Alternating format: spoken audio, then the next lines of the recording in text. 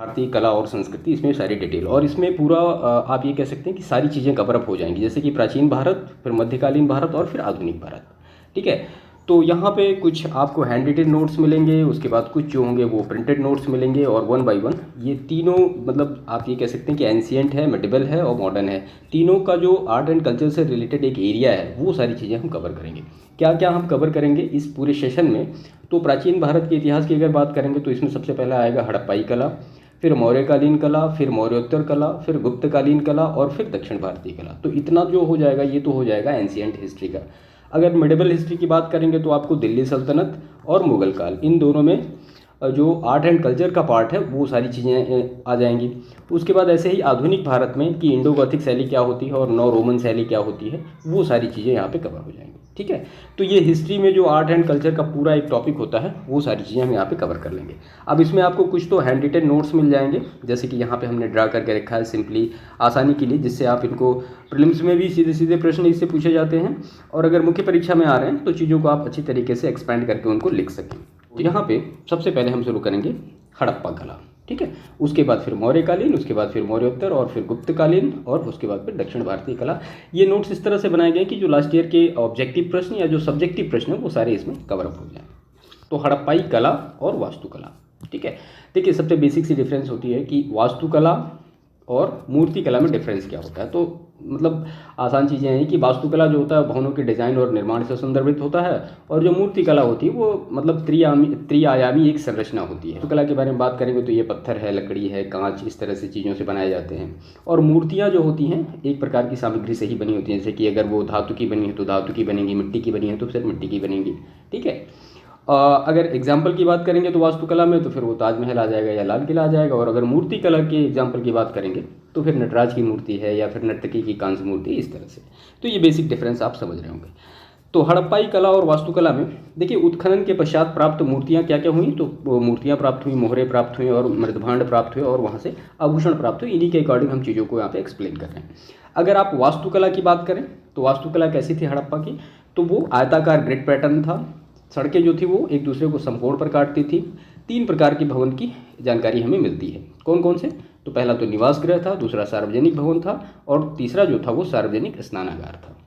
अब सार्वजनिक जो स्नानागार था यहाँ पे कर्मकांडीय पवित्रता जो होती थी उसके लिए एक साथ ये सारी चीज़ें होती थी। नगर जो थे वो 2 भागों में डिवाइड थे। कौन कौन? एक तो गढ़ था जिसको ऊपरी नगर कहा जाता था, और एक था निचला नगर। तो ये बेसिक जो चीज़ें हैं वास्तुकला के बारे में ये है। अब अगर आपको मुख्य परीक्षा में इसको लिखना है तो आप इतने ही सारे पॉइंट को एक्सपेंड करके अच्छी तरीके से लिख सकते हैं। इसके बाद फिर मिस्र और मेसोपोटामिया सभ्यता की तरह बड़ी स्मारकीय संरचनाएं नहीं मिली। कहाँ पे? हड़प्पाई सभ्यता में मिस्र और मेसोपोटामिया की सभ्यता की तरह बड़ी स्मारकीय संरचनाएं नहीं मिली, याद रखिएगा। हड़प्पाई सभ्यता में उन्नत जल निकासी का प्रबंधन था। ठीक है, इसके बाद अगर मूर्तियों की बात करें हड़प्पाई सभ्यता में तो अधिकांश मोहरें जो थीं वो वर्गाकार थीं, और वो मोहरें बनी किसकी थीं? तो वो स्टेटाइट से बनी थी, एक जिसको हम हिंदी में सेल खड़ी कहते हैं उससे बनी थी। और इसमें जो लिपि की बात करें तो वो चित्राक्षर लिपि के मुद्रा लेख मिले हैं जिसे अभी तक पढ़ा नहीं जा सका है। अगर इनके स्टाइल की बात करें तो वो दाएँ से बाएँ चलती थी। हाँ, गाय का चिन्ह हमें किसी भी मोहर से नहीं मिला है, और बाकी बहुत सारी जैसे शेर है, हाथी, इन सब चीज़ों का मिला है। पशुपति वाली एक मोहर है, तो पशुपति वाली मोहर एक मिली है जिसमें क्या क्या है, तो पालथी मारकर बैठे मानव की आकृति है जिसको पशुपति हम कहते हैं। 3 सिंघों वाला मुकुट है, और आकृति के बाएं तरफ क्या क्या चीज़ें हैं, तो हाथी और बाघ है, और आकृति के दाएं तरफ गैंडा और भैंस है। तो ये जो चारों जानवर के नाम हैं इनको थोड़ा सा क्लियर रखिए। कई बार सीधे सीधे प्रश्न इस तरह से पूछे जाते हैं कि पशुपति की जो मोहर है उसमें बाएं आकृति में कौन कौन से जानवर हैं, तो वो हाथी और बाघ हैं, और दाएं तरफ कौन से, तो वो गैंडा और भैंस है। आई होप ये सारी चीज़ें क्लियर हुई होंगी। इसके बाद फिर कांस्य की मूर्ति है, तो कांस्य की मूर्ति हड़प्पा सभ्यता में लुप्त मोम तकनीकी विधि से बनाई जाती थी। अब इसमें क्या होता था कि सबसे पहले मतलब हम मोम का एक पुतला बना लेते थे। मोम का जो पुतला बन जाता था उसके ऊपर से मिट्टी को क्या कह रही, जो गीली मिट्टी होती थी उसका लेपन कर दिया जाता था।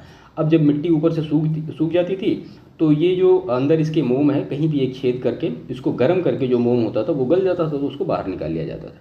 उसके बाद फिर उसके ऊपर कांसा और सारी चीज़ों की धातु की मूर्तियाँ हम बना सकते थे। तो ये लुप्त मोम तकनीकी विधि है। इसमें जो नर्तकी की मूर्ति है ये विश्व के सबसे पुराने कांसे की मूर्ति है। ये मोहनजोदड़ो से मिली है, और इसकी जो लंबाई है वो 4 इंच है। बाएं हाथ में चूड़ियाँ है, और दाएं हाथ में कंगन और ताबीज है। ठीक है। और ये जो मूर्ति खड़ी है वो त्रिभंग नृत्य मुद्रा में खड़ी है। इसके बाद अगर टेराकोटा की बात करें तो टेराकोटा क्या होता है, तो एक पकी हुई मिट्टी होती है। कांसे से मतलब कांसे की तुलना में इसका कम उपयोग हुआ है। इसको बनाया जाता था पिंचिंग विधि से बनाया जाता था, ठीक है। गुजरात की कालीबंगा से ये मिली है और यहाँ से मिली है जो मार्त देवी की मूर्ति मिली है, ठीक है। ये टेराकोटा की बनी हुई। अगर हम मृदभांड की बात करें तो जो मृदभांड होते थे वो दो टाइप के मिले हैं, एक तो सादे मिले हैं और दूसरे कलर्ड मिले यानी चित्रित मिले हैं, जो कि लाल और काले रंग के रूप में मिले हैं। यानी जो चित्रित मिले हैं उनमें या तो लाल रंग है या फिर काला रंग है और कोई रंग नहीं है। अगर आभूषण की बात करें हम तो कंठहार मिला है, पट्टिका मिली है, बाजूबंद मिला है और अंगूठियाँ मिली हैं। तो ये हड़प्पा सभ्यता में ये सारी चीज़ें मिली हैं। तो इतना सारा जो था हड़प्पा के बारे में डिटेल था वो हमने यहाँ पे देखा। अभी आगे हम और भी देखेंगे कि जो हड़प्पा के पर्टिकुलर प्रमुख स्थल हैं वो क्या क्या हैं, वहाँ से क्या क्या चीज़ें मिली है, उनको अभी हम आगे डिस्कस करते रहेंगे। अगर ऐसे ही मौर्य कला और उनके स्थापत्य कला की बात कर लें तो इनको दो पार्ट में बेसिकली डिवाइड किया जाता है। पहला है दरबारी कला और दूसरा है लोकप्रिय कला। दरबारी कला की बात करेंगे तो उसमें महल आएगा, स्तंभ आएगा और स्तूप आएगा। और लोकप्रिय कला की बात करेंगे तो गुफाएं आएंगी, मृदभांड आएगा और मूर्तियाँ आएंगी। तो इसको इस तरह से आप समझ सकते हैं। महल और किला तो इसमें है, देखिए सत्ता में आने वाला जो पहला शक्तिशाली साम्राज्य था वो चंद्रगुप्त मौर्य का महल ईरान के पर्सिपोलिस के अकमेनियन महलों से प्रेरित था और ये लकड़ी का बना हुआ था, ठीक है। इसके बाद कुम्भलहार स्थित अशोक का महल ये 3 मंजिला था। तो ये बेसिक चीज़ें हैं, इनको आप याद रखिएगा। अगर स्तंभ की बात करें तो स्तंभ जो था वो औसतन 40 फीट का बना था और ये बना किससे था, तो चुनार के बलुआ पत्थर से बना था। स्तंभ का एक छोटा सा पिक है, यहाँ पे देख लीजिए आप। देखिए जो स्तंभ बनाया जाता था वो पहले यहाँ पे एकाश्म पत्थर से बनाया जाता था। उसके बाद एक उल्टा कमल यहाँ पे रखा गया है, आप देख रहे हैं, ये शीर्ष और ललाट है। फिर ये पशु की मूर्ति है, ठीक है। और ये मिले कहाँ से हैं, तो चंपारण में लौरिया नंदनगढ़ से, वाराणसी में सारनाथ से। और इनका उपयोग किस लिए किया जाता था, तो राजकीय उपदेशों के लिए स्तंभों का उपयोग किया जाता था। तो ये बेसिक चीज़ें हैं, इसको याद रखिएगा। पशु की मूर्ति है, शीर्ष ललाट है, उल्टा कमल का एक जो साइन है और उसके बाद ये पत्थर जो है वो एकाश्म है, टुकड़ों में नहीं बनाया गया है, ठीक है। अकेमेनियन पत्थरों में और यहाँ के जो पत्थर हैं इनमें यही अंतर है। इसके बाद है स्तूप। स्तूप के बारे में डिटेल देखते हैं। तो स्तूप जो है ये वैदिक काल में प्रचलित शवाधान टीले, क्योंकि मृतकों के अवशेष रखे जाते थे। बेसिकली इनको बौद्धों के द्वारा लोकप्रिय बनाया गया। इसमें बुद्ध की मृत्यु के पश्चात 9 स्तूप बनवाए गए, ठीक है। तो 8 में उनकी मेधी में बुद्ध के अवशेष रखे गए और 1 में वह बर्तन जिसमें कि बुद्ध के अवशेष को रखा गया था वो रखा गया। तो जो 9 स्तूप बनवाए गए उनमें 8 में तो उनके जो मेधी है वो रखा गया और 1 में वो रखा गया जिसमें उनके सारे बर्तन रखे गए, ठीक है। अब 9 स्तूप कौन कौन से हैं, प्रश्न पूछे गए हैं, तो इनको देख लीजिए आप। तो सबसे पहला राजगृह है, फिर वैशाली है, फिर कपिलवस्तु, अलकप, रामग्राम, उसके बाद कंडपीठ, पावा, कुशीनगर और पिपलीवन। ये जो 9 स्तूप के नाम हैं इनको याद रखिएगा, कई बार मैचिंग में पूछे जाते हैं। इसके बाद फिर अशोक और अकेमेनियन स्तंभों में अंतर क्या है, जो भी आपने स्तंभ का फिगर देखा था वो। तो अशोक के स्तंभ और अकेमेनियन स्तंभ में अंतर, तो अशोक के जो स्तंभ बने हैं वो एकाश्म प्रस्तर से हैं और अकेमेनियन के जो स्तंभ हैं वो विभिन्न टुकड़ों को मिलाकर बनाए गए हैं। दूसरे अगर डिफरेंस की बात करें तो राजकीय ढंग से स्वतंत्र रूप से स्थापित हुए हैं और सामान्यतः ये राजभवनों से संलग्न स्थापित किए गए हैं। तो ये अशोक के स्तंभ और अकेमेनियन स्तंभों में बेसिक डिफरेंस है, ठीक है। इसके बाद अगर लोकप्रिय कला की बात करें हम तो लोकप्रिय कला जो है तो उसमें गुफा स्थापत्य कला है। तो इसको कैसे किया जाता था, तो चट्टानों को काट कर बनाया जाता था, यानी इसमें बिहार यानी वास स्थल के रूप में इसका उपयोग किया जाता था। और आरंभिक गुफाएं जो थीं वो जैन आजीविकों के लिए थीं, फिर बाद में बौद्ध के मठों के रूप में उनका उपयोग होने लगा। अगर आप उदाहरण की बात करेंगे तो बिहार में बराबर और नागार्जुनी की गुफाओं का निर्माण दशरथ के राज्यकाल में हुआ। दशरथ कौन था, आप हमें कमेंट करके बताइएगा, अशोक से रिलेटेड है, ठीक है। एक बार प्रश्न पूछा गया दशरथ के बारे में तो मैंने कहा। इसके बाद अगर मूर्ति कला की बात करें तो यक्ष यक्षिणी की मूर्ति, जिसमें जैन, हिंदू, बौद्ध तीनों धर्मों में ये पूजनीय है। अगर यक्षिणी की मूर्ति की बात करें तो सभी तीर्थंकर जो हैं वो यक्षिणी की से संबंधित हैं। और यहाँ पे यक्षिणी जो शब्द है ये तमिल रचना शिल्पाधिकारम में उल्लेख इसका किया गया है, ठीक है, यक्षिणी का। मृदभांड की अगर आप बात करेंगे तो उत्तरी काली पॉलिशदार मृदभांड मिले हैं, यानी NBPW। इनका उपयोग मेनली होता था तो वही विलासिता के लिए इनका उपयोग होता था। अगर मौर्योत्तर काल की बात करें तो मौर्य के पतन के बाद फिर मौर्योत्तर कला आई। उत्तर में जो थे वो शुंग है, गव्य हैं, कुषाण और शक है, और साउथ में इसी के इक्विवेलेंट फिर सातवाहन हुए, इक्ष्वाकु हुए, आभीर हुए और वाकाटक हुए, ये सारे वंश राइज हुए। अगर धार्मिक परिदृश्य की आप बात करेंगे तो उस समय शैव, वैष्णव, शाक्त जैसे ब्राह्मण संप्रदायों का उदय हुआ था। कब? मौर्योत्तर काल में। यहाँ की स्थापत्य कला की बात करें हम तो स्थापत्य कला जो थी वो चट्टानों को काट कर बनाई गई गुफा थी। चट्टानी गुफाओं के प्रकार कैसे थे? तो दो प्रकार के थे, पहला चैत्य था, दूसरा विहार था। एक बार यूपीएससी में सीधा सीधा प्रश्न पूछा गया, चैत्य और विहार में क्या अंतर होता है? तो जो चैत्य होते थे वो समतल छतों वाले होते थे और चतुष्कोणीय कक्ष होते थे, प्रार्थना कक्ष के रूप में इनका उपयोग होता था। विहार की बात करें तो जो बौद्ध जैन भिक्षु के लिए ये आवासीय कक्ष होते थे। ये डिफरेंस आप याद रखिएगा। कार्ले का चैत्य और अजंता की गुफाएं, तो ये इसका एग्जाम्पल है। तो अजंता की गुफाओं में 29 गुफाएं हैं, जिसमें से जो 25 हैं वो बिहार हैं और 4 जो हैं वो चैत्य हैं। ठीक है, कई बार इसमें प्रश्न पूछा जा सकता है कि 29 जो गुफाएं हैं अजंता की, उसमें से कितने बिहार हैं और कितने चैत्य हैं। इसके बाद उदयगिरी और खंडगिरी की गुफाएं। तो उदयगिरी में कितनी गुफाएं हैं? 18, और खंडगिरी में कितनी गुफाएं हैं? 15। हाथी गुम्फा अभिलेख के लिए इनको यूज किया गया और ये ब्राह्मी लिपि में है। ठीक है, उदयगिरी की जो गुफाएं हैं वो रानी गुम्फा अभिलेख यहाँ पे है, जो कि 2 मंजिला है। जैन नमोकर मंत्र के साथ अभिलेख का प्रारंभ किया गया। किस अभिलेख का? तो हाथी गुम्फा अभिलेख। किस राजा से रिलेटेड है? आपको याद आ रहा होगा, नहीं आ रहा है तो वो राजा खारवेल के विभिन्न सैन्य अभियानों का वर्णन करता है। कौन सा? हाथी गुम्फा अभिलेख। कई बार प्रश्न पूछा गया है। अगर आप स्तूप की बात करेंगे तो स्तूप जो है वो विशाल होते थे, अलंकृत होते थे, लकड़ी ईंट के स्थान पर अब पत्थर का उपयोग होने लगा था, यानी प्रस्तर का उपयोग होने लगा था, और हेलेनिस्टिक प्रभाव के साक्ष्य यहाँ से मिलते हैं। हेलेनिस्टिक प्रभाव क्या है अभी हम आगे देखेंगे। अगर इसके उदाहरण की बात करें तो मध्य प्रदेश में भरहुत स्तूप और सांची का स्तूप। इसके बाद गंधार, मथुरा और अमरावती जो शैलियाँ हैं उनमें बेसिक डिफरेंस क्या होता है? तो देखिए, गंधार कला जो होती है वो हेलेनिस्टिक प्रभाव से रिलेटेड है, मथुरा में ये स्वदेशी तकनीक है, और अमरावती जो है ये भी स्वदेशी तकनीक है। गंधार कला में नीले धूसर बलुआ प्रस्तर का उपयोग किया गया है। मथुरा जो शैली है उसमें चित्तीदार लाल बलुआ पत्थर का उपयोग किया गया है। अमरावती में सफ़ेद संगमरमर का प्रयोग किया गया है। तो ये जो मैंने यहाँ पर डिफरेंस नोट किए हैं ये बिल्कुल सारे के सारे लगभग प्रश्न पूछे गए हैं, तो इनको अच्छी तरीके से याद रखिएगा। कई बार स्टेटमेंट बना के इस तरह से प्रश्न पूछे जाते हैं। अगर फिर किसी गांधार शैली की बात करें तो ग्रीको रोमन देवता के मंदिरों से प्रभावित है गांधार शैली। मथुरा शैली जो है वो तीनों धर्म का प्रभाव है यहाँ पे, और अमरावती शैली जो है वो केवल बौद्ध धर्म के प्रभाव से है।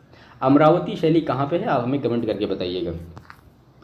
इसके बाद इसमें है गांधार जो है वो कुषाण शासकों का संरक्षण इनको प्राप्त था। मथुरा को कुषाण शासकों का संरक्षण प्राप्त था। अमरावती जो शैली उसको सातवाहन शासकों का संरक्षण प्राप्त था। इसके बाद ये उत्तर पश्चिम सीमा प्रांत गांधार क्षेत्र से रिलेटेड हैं। मथुरा, शोंख, फिर कंकाली टीला से रिलेटेड हैं, और जो अमरावती शैली है वो कृष्णा गोदावरी की जो बेसिन है अमरावती और नागार्जुन कोंड से रिलेटेड है। इसके बाद हम यहाँ पे देखते हैं कि जो बुद्ध की मूर्तियाँ बनाई गई वो गांधार शैली में कैसी बनाई गई, उसके बाद फिर मथुरा शैली में कैसी बनाई गई, और फिर अमरावती शैली में कैसी बनाई गई। तो देखिए, गांधार शैली की अगर हम बात करें कि बुद्ध की मूर्तियाँ कैसी बनाई गई, तो इसमें बुद्ध की मूर्तियों में लहराते बालों के साथ दिखाया गया है, आध्यात्मिक मुद्रा में दिखाया गया है, कम आभूषण के साथ दिखाया गया है, योगी की मुद्रा में दिखाया गया है, आधी बंद आँखों के साथ उनको दिखाया गया है, सिर पर उभार है, और यह बुद्ध की सर्वज्ञता के साथ दर्शाता है। तो इतनी सारी जो चीज़ें हैं ये गांधार शैली से रिलेटेड हैं जो कि बुद्ध की मूर्ति बनाई गई। इसके बाद अगर हम मथुरा शैली की बात करें तो मथुरा शैली में बुद्ध की मूर्ति को प्रसन्नचित्त दिखाया गया है, कपड़े तंग पहने दिखाया गया है, शरीर जो है वो हष्टपुष्ट दिखाया गया है, चेहरा सिर मुंडा हुआ दिखाया गया है, पद्मासन की स्थिति में दिखाया गया है, और चेहरा विनीत भाव से है ये दिखाया गया। ये इतनी सारी जो पॉइंट हैं ये मथुरा शैली से रिलेटेड है जिसमें कि बुद्ध की मूर्तियाँ डिज़ाइन की गई हैं। अगर ऐसे ही अमरावती शैली की आप बात करेंगे तो व्यक्तिगत विशेषताओं को बहुत कम ध्यान दिया गया है अमरावती शैली में बुद्ध की मूर्तियों पर, और बुद्ध के जीवन और जातक कथाओं से ये रिलेटेड है। तो ये इतनी जो सारी प्रॉपर्टीज़ हैं ये बुद्ध की मूर्तियों में अमरावती शैली में दिखाई गई। इनको आप अच्छी तरीके से याद रखिएगा। वैसे इसकी PDF हमारे टेलीग्राम चैनल में मिल जाएगी, आप उसको ज्वाइन कर सकते हैं, डिस्क्रिप्शन में आपको उसका लिंक मिल जाएगा। देखिए, इसके बाद यूनानी कला और रोमन कला में बेसिक डिफरेंस क्या होता है। देखिए, यूनानी कला और रोमन कला का अगर एकीकरण करेंगे तो आपको मिलेगी गांधार शैली। यूनानी कला में आदर्शवादी जो एक तथ्य है उनको लिया गया है, और रोमन कला में वास्तविक चीज़ों यानी यथार्थवादी चीज़ों को लिया गया। ये बेसिक डिफरेंस है यूनानी और रोमन आर्ट में। इसके बाद गुप्त काल की हम बात करें तो देखिए, गुप्त काल जो है ये भारतीय वास्तुकला का स्वर्णिम युग है। ये सीधा सीधा प्रश्न पूछा गया है प्रीलिम्स एग्जामिनेशन में। अब गुप्त काल में क्या क्या चीज़ें हैं, तो अजंता की गुफाएं प्राप्त हुई हैं। कहाँ पे हैं भाई, तो औरंगाबाद महाराष्ट्र में बघोरा नदी के किनारे हैं। ये सब याद रखिएगा। यहाँ से 29 गुफाएं प्राप्त हुई हैं। उसमें से 5 जो है वो हीनयान शाखा से रिलेटेड हैं और 24 जो है वो महायान शाखा से रिलेटेड है। हीनयान और महायान के बारे में आप अच्छी तरीके से जानते होंगे। उसके बाद उस 29 गुफाओं में 25 जो है वो बिहार के रूप में है और 4 जो है वो चैत्य के रूप में। आपको समझ में आ रहा होगा बिहार क्या है और चैत्य क्या है। इन गुफाओं को यानी अजंता की गुफाओं को 200 BC से लेकर 650 AD तक में बनाया गया है। कितनी गुफाएं, 29 गुफाओं को। ठीक है, कुछ महत्वपूर्ण चीज़ें, तो गुफा संख्या 26 जो है ये बुद्ध का महापरिनिर्वाण से रिलेटेड है। गुफा संख्या 19 जो है वो नागराजा और उसकी पत्नी से रिलेटेड है। इसके बाद चित्रों को जो बनाया गया गुप्त काल में वो फ्रेस्को चित्रकारी का प्रयोग करके बनाया गया। रूपरेखा इसकी लाल रंग की है और इसमें एक महत्वपूर्ण चीज़ जो है वो नीले रंग को अनुपस्थित किया गया है। किसमें, फ्रेस्को चित्रकारी विधि में। अब फ्रेस्को चित्रकारी विधि क्या होती है, तो ये 3 चरण में होती है, हम देख लेते हैं। तो पहला इसमें है कि चट्टानों की सतह पर गोबर तथा धान की भूसी मिश्रित मिट्टी की एक परत लगाई जाती है। दूसरा, इसके ऊपर चूने का प्लास्टर लेपा जाता है। और तीसरी चीज़ जो है कि नम सतह पर रंगों और रंजकों का प्रयोग करके चित्रों को उभारा जाता है। तो ये है फ्रेस्को चित्रकारी। और यहाँ पे नीले रंग नहीं मिले हैं, इसको याद रखिएगा। बेसिकली जो मेनली मिले हैं वो लाल रंग मिले हैं।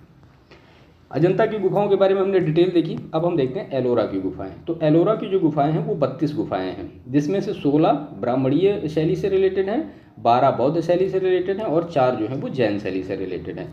ये भी महाराष्ट्र में पाई जाती हैं, अजंता से लगभग 100 किलोमीटर की दूरी पर।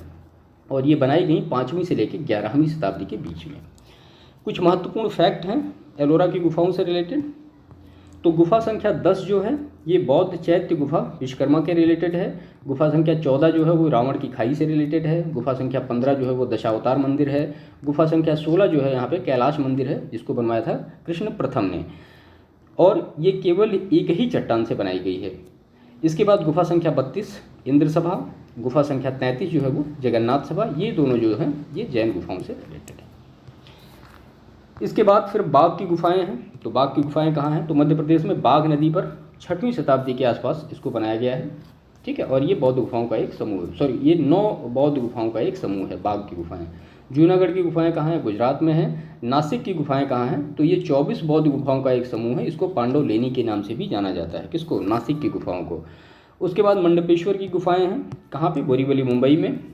इसको मोंट कुरियर गुफा भी इसका उपनाम है, इसको कहा जाता है। उदयगिरी की गुफाएं की बात करें तो ये विदिशा मध्य प्रदेश में है। बाराह या विष्णु के शुवर अवतार की ये मूर्ति है।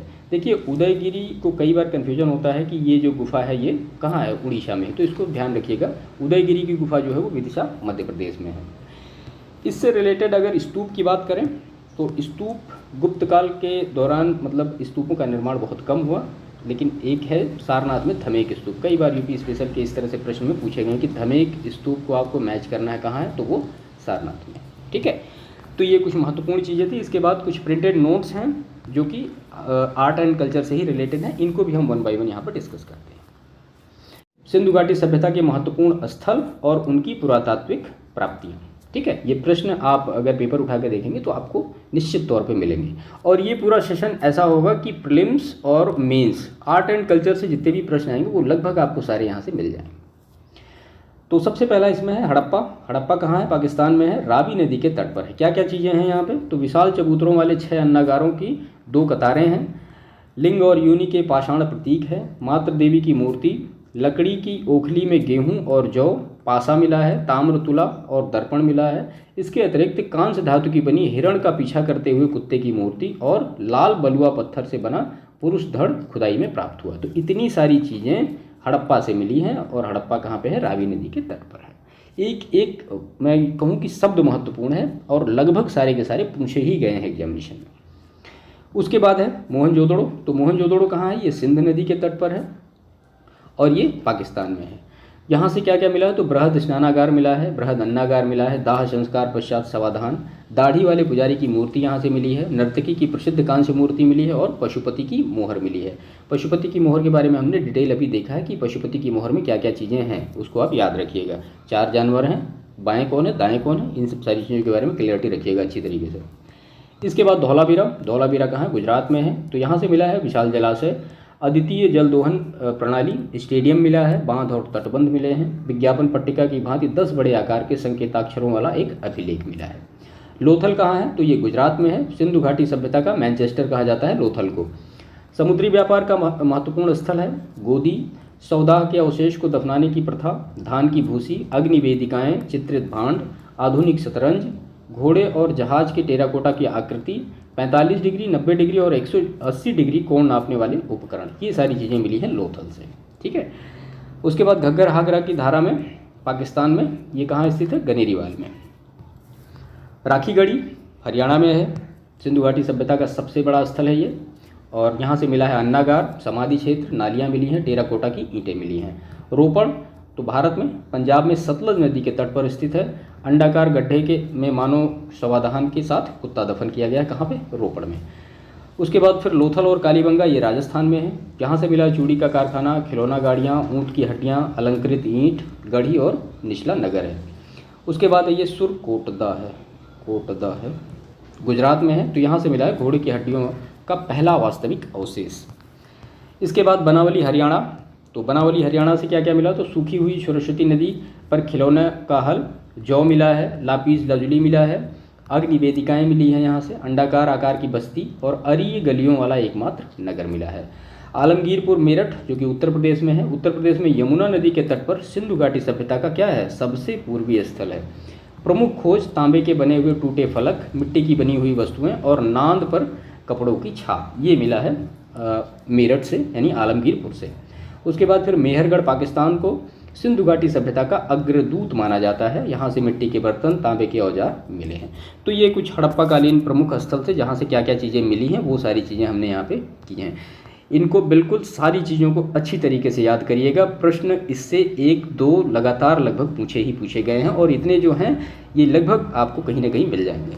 बाद हम देखते हैं राष्ट्रीय प्रतीक के बारे में। तो राष्ट्रीय प्रतीक, तो सारनाथ स्तंभ का शीर्ष फलक और पशु भाग भारत का क्या है, आधिकारिक राष्ट्रीय प्रतीक है। 4 दिशाओं को निरूपित करते हुए 4 पशु हैं। कौन कौन से पशु हैं, तो वृषभ पूरब में है, अश्व पश्चिम में है, सिंह उत्तर में है और हाथी जो है वो दक्षिण में है। वृषभ तो बैल जो है वो वृष राशि का चिन्ह दर्शाता है जिस महीने बुद्ध का जन्म हुआ था। इनका मतलब भी कई बार एग्जामिनेशन में पूछा जाता है, इसलिए हमने सारी चीज़ों को नोट करके रखा है यहाँ पे। अश्व कंथक अश्व को निरूपित करता है जिसका बुद्ध ने राज्य से दूर जाने के लिए उपयोग किया था। सिंह ये उत्तर दिशा में है, तो सिंह जो है ज्ञान प्राप्ति को दर्शाता है। और हाथी जो है ये दक्षिण दिशा में, तो रानी माया का स्वप्न, उसके गर्भ में निकलता हुआ श्वेत हाथी दर्शाता है। ये पशु अनंत काल तक अस्तित्व का पहिया घुमाते हुए एक दूसरे का पीछा करते हुए प्रतीत होते हैं। ठीक है, तो राष्ट्रीय प्रतीक में ये सारी चीज़ें हैं, इनको अच्छी तरीके से याद रखिएगा। अगर मुंडक उपनिषद की बात करें तो यहाँ से लिया गया है सत्यमेव जयते, जिसका अर्थ होता है सत्य की ही सदा विजय होती है। और ये कहाँ लिखा गया, ये देवनागरी लिपि में लिखा गया है राष्ट्रीय प्रतीक में हमारे। इसके बाद 4 सिंह सभी दिशाओं में धर्म का प्रसार करते हुए बुद्ध को प्रतीकबद्ध करते हैं। इसे बुद्ध द्वारा पहले धर्मोपदेश या धर्म चक्र परिवर्तन की स्मृति में बनाया गया था। तो ये सारा राष्ट्रीय प्रतीक से रिलेटेड चीज़ें थी। इसके बाद कुछ महत्वपूर्ण प्राचीन अभिलेख और लेख हैं। तो सोगौरा ताम्रपत्र है, तो सोगौरा ताम्रपत्र के रूप में प्रारंभिक ज्ञात ताम्रपत्र मौर्य अभिलेख है जो अकाल रहित प्रयासों का उल्लेख करते हैं। यह भारत में अशोक काल के पूर्व में बहुत कम यानी ब्राह्मी अभिलेखों में से एक है। ठीक है, सोगौरा जो ताम्रपत्र है वो क्या है, अकाल राहत प्रयासों का इसमें उल्लेख किया गया है। इसके बाद अशोक का अभिलेख, तो अशोक के अभिलेख जो हैं, अशोक के अभिलेख अशोक के स्तंभों के साथ साथ शिलाखंड और गुफा भित्तियों पर 33 अभिलेखों के संग्रह हैं, जिन्हें 269 BC में 232 BC तक अपने शासनकाल में मौर्य साम्राज्य के सम्राट अशोक द्वारा बनवाया गया था। ये अभिलेख पूरे देश में फैले हुए हैं और बौद्ध धर्म के पहले मूर्त साक्ष्य का प्रतिनिधित्व करते हैं। जटिल समाज द्वारा सामना की जाने वाली गंभीर समस्याएं हल करने के लिए ये अभिलेख धर्म के संबंध में अशोक के विचारों का विस्तार से वर्णन करते हैं। तो ये सारी अशोक के अभिलेख हैं, उनके बारे में डिटेल है। इसके बाद है रोमिनदेई अभिलेख। तो ये अभिलेख जो है लघु स्तंभों के अंतर्गत आते हैं। इनमें सम्राट अशोक का समर्पण अभिलेखित करने वाले अभिलेख सम्मिलित हैं। ये अभिलेख भगवान बुद्ध के जन्म स्थान यानी लुम्बिनी, रोमिनदेई, रूपनदेई जिला, नेपाल की अशोक की यात्रा का उल्लेख करता है। अशोक ने लुम्बिनी को कर का भुगतान करने से मुक्त कर दिया था और अनाज का उसका योगदान 1 वाह यानी 1/8 निश्चित किया था। ये अभिलेख किस लिपि में है? तो ये ब्राह्मी लिपि में है। प्रयाग प्रशस्ति की बात करें तो इलाहाबाद स्तंभ लेख को क्या कहा? प्रयाग प्रशस्ति नाम दिया गया है। प्रशस्ति का क्या अर्थ होता है? तो वो प्रशंसा करना होता है और यह स्तवन है। तो प्रयाग प्रशस्ति मूल रूप से इलाहाबाद के निकट कौशाम्बी में अशोक स्तंभ पर उत्कीर्णित की गई है। इसे इलाहाबाद के किले में ले जाया गया। हालांकि अशोक का स्तंभ है, लेकिन इसमें 4 अलग अलग अभिलेख हैं। अर्थात कौन से 4 अलग अलग अभिलेख हैं, हम देख लेते हैं। तो जैसा कि सभी स्तंभ लेखों में ब्राह्मी लिपि में अशोक का सामान्य अभिलेख है। दूसरा इसमें कि अशोक की जो पत्नी कारुवाकी के राजकीय धर्मार्थ कार्यों का वर्णन करने वाला रानी का अभिलेख है। संस्कृत भाषा और ब्राह्मी लिपि में हरिसेन द्वारा लिखित समुद्रगुप्त, इसका टाइम पीरियड 335 से 375 तक। इसमें समुद्रगुप्त के विजय और गुप्त साम्राज्य की सीमाओं का वर्णन किया गया है। और चौथा जो है वो फारसी में जहांगीर का अभिलेख है। तो ये चारों अभिलेख किस में दिए गए हैं? प्रयाग प्रशस्ति में दिए गए हैं। और क्या क्या दिया गया है चारों अभिलेख में, वो सारी चीज़ें आपने यहाँ पे देखी। इसके बाद है मेहरौली का अभिलेख। तो मेहरौली का लौह स्तंभ दिल्ली के कुतुब मीनार के परिसर में स्थित है। यह स्तंभ निर्माण में प्रयुक्त धातुओं की जंग प्रतिरोधी संरचनाओं के लिए उल्लेखनीय है। यह लौह स्तंभ भगवान विष्णु के सम्मान में विष्णु पद के रूप में गुप्त वंश चंद्रगुप्त द्वितीय द्वारा खड़ा करवाया गया था। यह स्तंभ चंद्रगुप्त को अपने एकजुट शत्रुओं के संघ के विरुद्ध लड़कर देश की विजय का श्रेय देता है। यह युद्ध में उनकी वाकाटकों पर विजय का भी श्रेय देता है, जो सिंधु के 7 मुहानों पर लड़ा गया था। तो ये सारी चीज़ें मेहरौली अभिलेख के बारे में है। इसके बाद फिर कलसी का अभिलेख है। तो कलसी का अभिलेख जो है यमुना नदी के तट पर चक्राता और देहरादून के बीच स्थित एक छोटा सा नगर है। कलसी का अशोक का अभिलेख अद्वितीय रूप से अनूठा है, क्योंकि कलसी उत्तर भारत का एकमात्र स्थल है जहां मौर्य सम्राट ने 14 शिलालेखों का समुच्चय उत्कीर्णित कराया था।